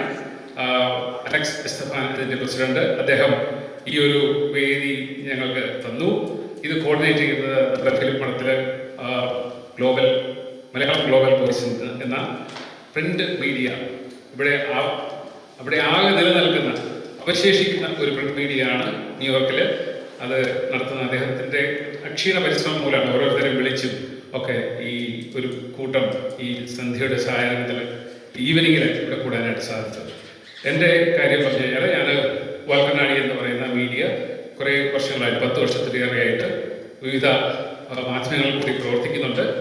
ആ കമ്മ്യൂണിറ്റിയുമായിട്ടുള്ള ഒരു കണക്ഷനാണ് എൻ്റെ പ്രധാനപ്പെട്ട ഉദ്ദേശം. കലാവേദിയുമായിട്ട് സഹകരിച്ചിട്ട് കുറേ പരിപാടികൾ ചെയ്തു. ഇപ്പോൾ ഗ്ലോബൽ വോയിസുമായിട്ട് സംഘടിപ്പിച്ച് പുതിയ രീതിയിൽ പ്രവർത്തനം ആരംഭിച്ചിരിക്കുകയാണ്. നമ്മുടെ പ്രധാനപ്പെട്ട ഉദ്ദേശം ആൾക്കാരെ ഒന്നിച്ച് കൊണ്ടുപോകുക, ഒരു സമൂഹത്തിലെ ഒരു ആൾക്കാർക്ക് സംസാരിക്കാനുള്ള ഒരു വേദി ഒരുക്കുക എന്നുള്ളതാണ് വാൽക്കണ്ണാടിയുടെ ലക്ഷ്യം. വളരെ ചൂടുപിടിച്ച ചർച്ചയാണ് ഇവിടെ നടന്നത്. മലയാളത്തിൽ ന്യൂയോർക്കിലെ മലയാളി സമൂഹം ഉറ്റുനോക്കുന്നത് വെറും വാഗ്ദാനങ്ങളല്ല, മറിച്ച് മാറ്റങ്ങളെയാണ്. ഈ തെരഞ്ഞെടുപ്പ് വെറും ഒരു അധികാര കൈമാറ്റമല്ല, കേരളത്തിൻ്റെ ഭാവിയെ സംബന്ധിച്ചുള്ള ഒരു തീരുമാനമെടുക്കലാണ്. വാൽക്കണ്ണാടി മീഡിയയ്ക്ക് വേണ്ടി ന്യൂയോർക്കിൽ നിന്ന് കോരസൻ വർഗീസ്. Thank U.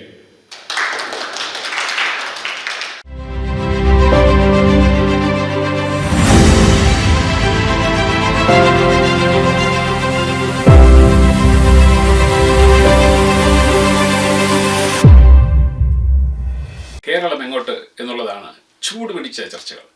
എത്ര ഭംഗിയായിട്ടാണ് ന്യൂയോർക്കിലെ മലയാളികൾ പ്രതികരിച്ചത് എന്ന് നിങ്ങൾക്ക് ഈ ചർച്ചകൾ ശ്രദ്ധിച്ച എല്ലാവർക്കും മനസ്സിലാകും. കേരളം എങ്ങോട്ട് പോകുന്നു എന്നുള്ള ചർച്ചയിൽ പങ്കെടുത്ത എല്ലാവർക്കും ഹൃദയത്തിൻ്റെ ഭാഷയിൽ നന്ദി രേഖപ്പെടുത്തുകയാണ്. വാൽക്കണ്ണാടിയുടെ പേരിലുള്ള നന്ദി രേഖപ്പെടുത്തുന്നു. ഒപ്പം മലയാളം ഗ്ലോബൽ വോയിസിൻ്റെയും കേരള സെൻറ്ററിൻ്റെയും വാൽക്കണ്ണാടിയുടെയും ചേർന്നുള്ള നന്ദി എല്ലാവരുടെയും പേരിൽ അറിയിക്കുന്നു. നന്ദി, നമസ്കാരം.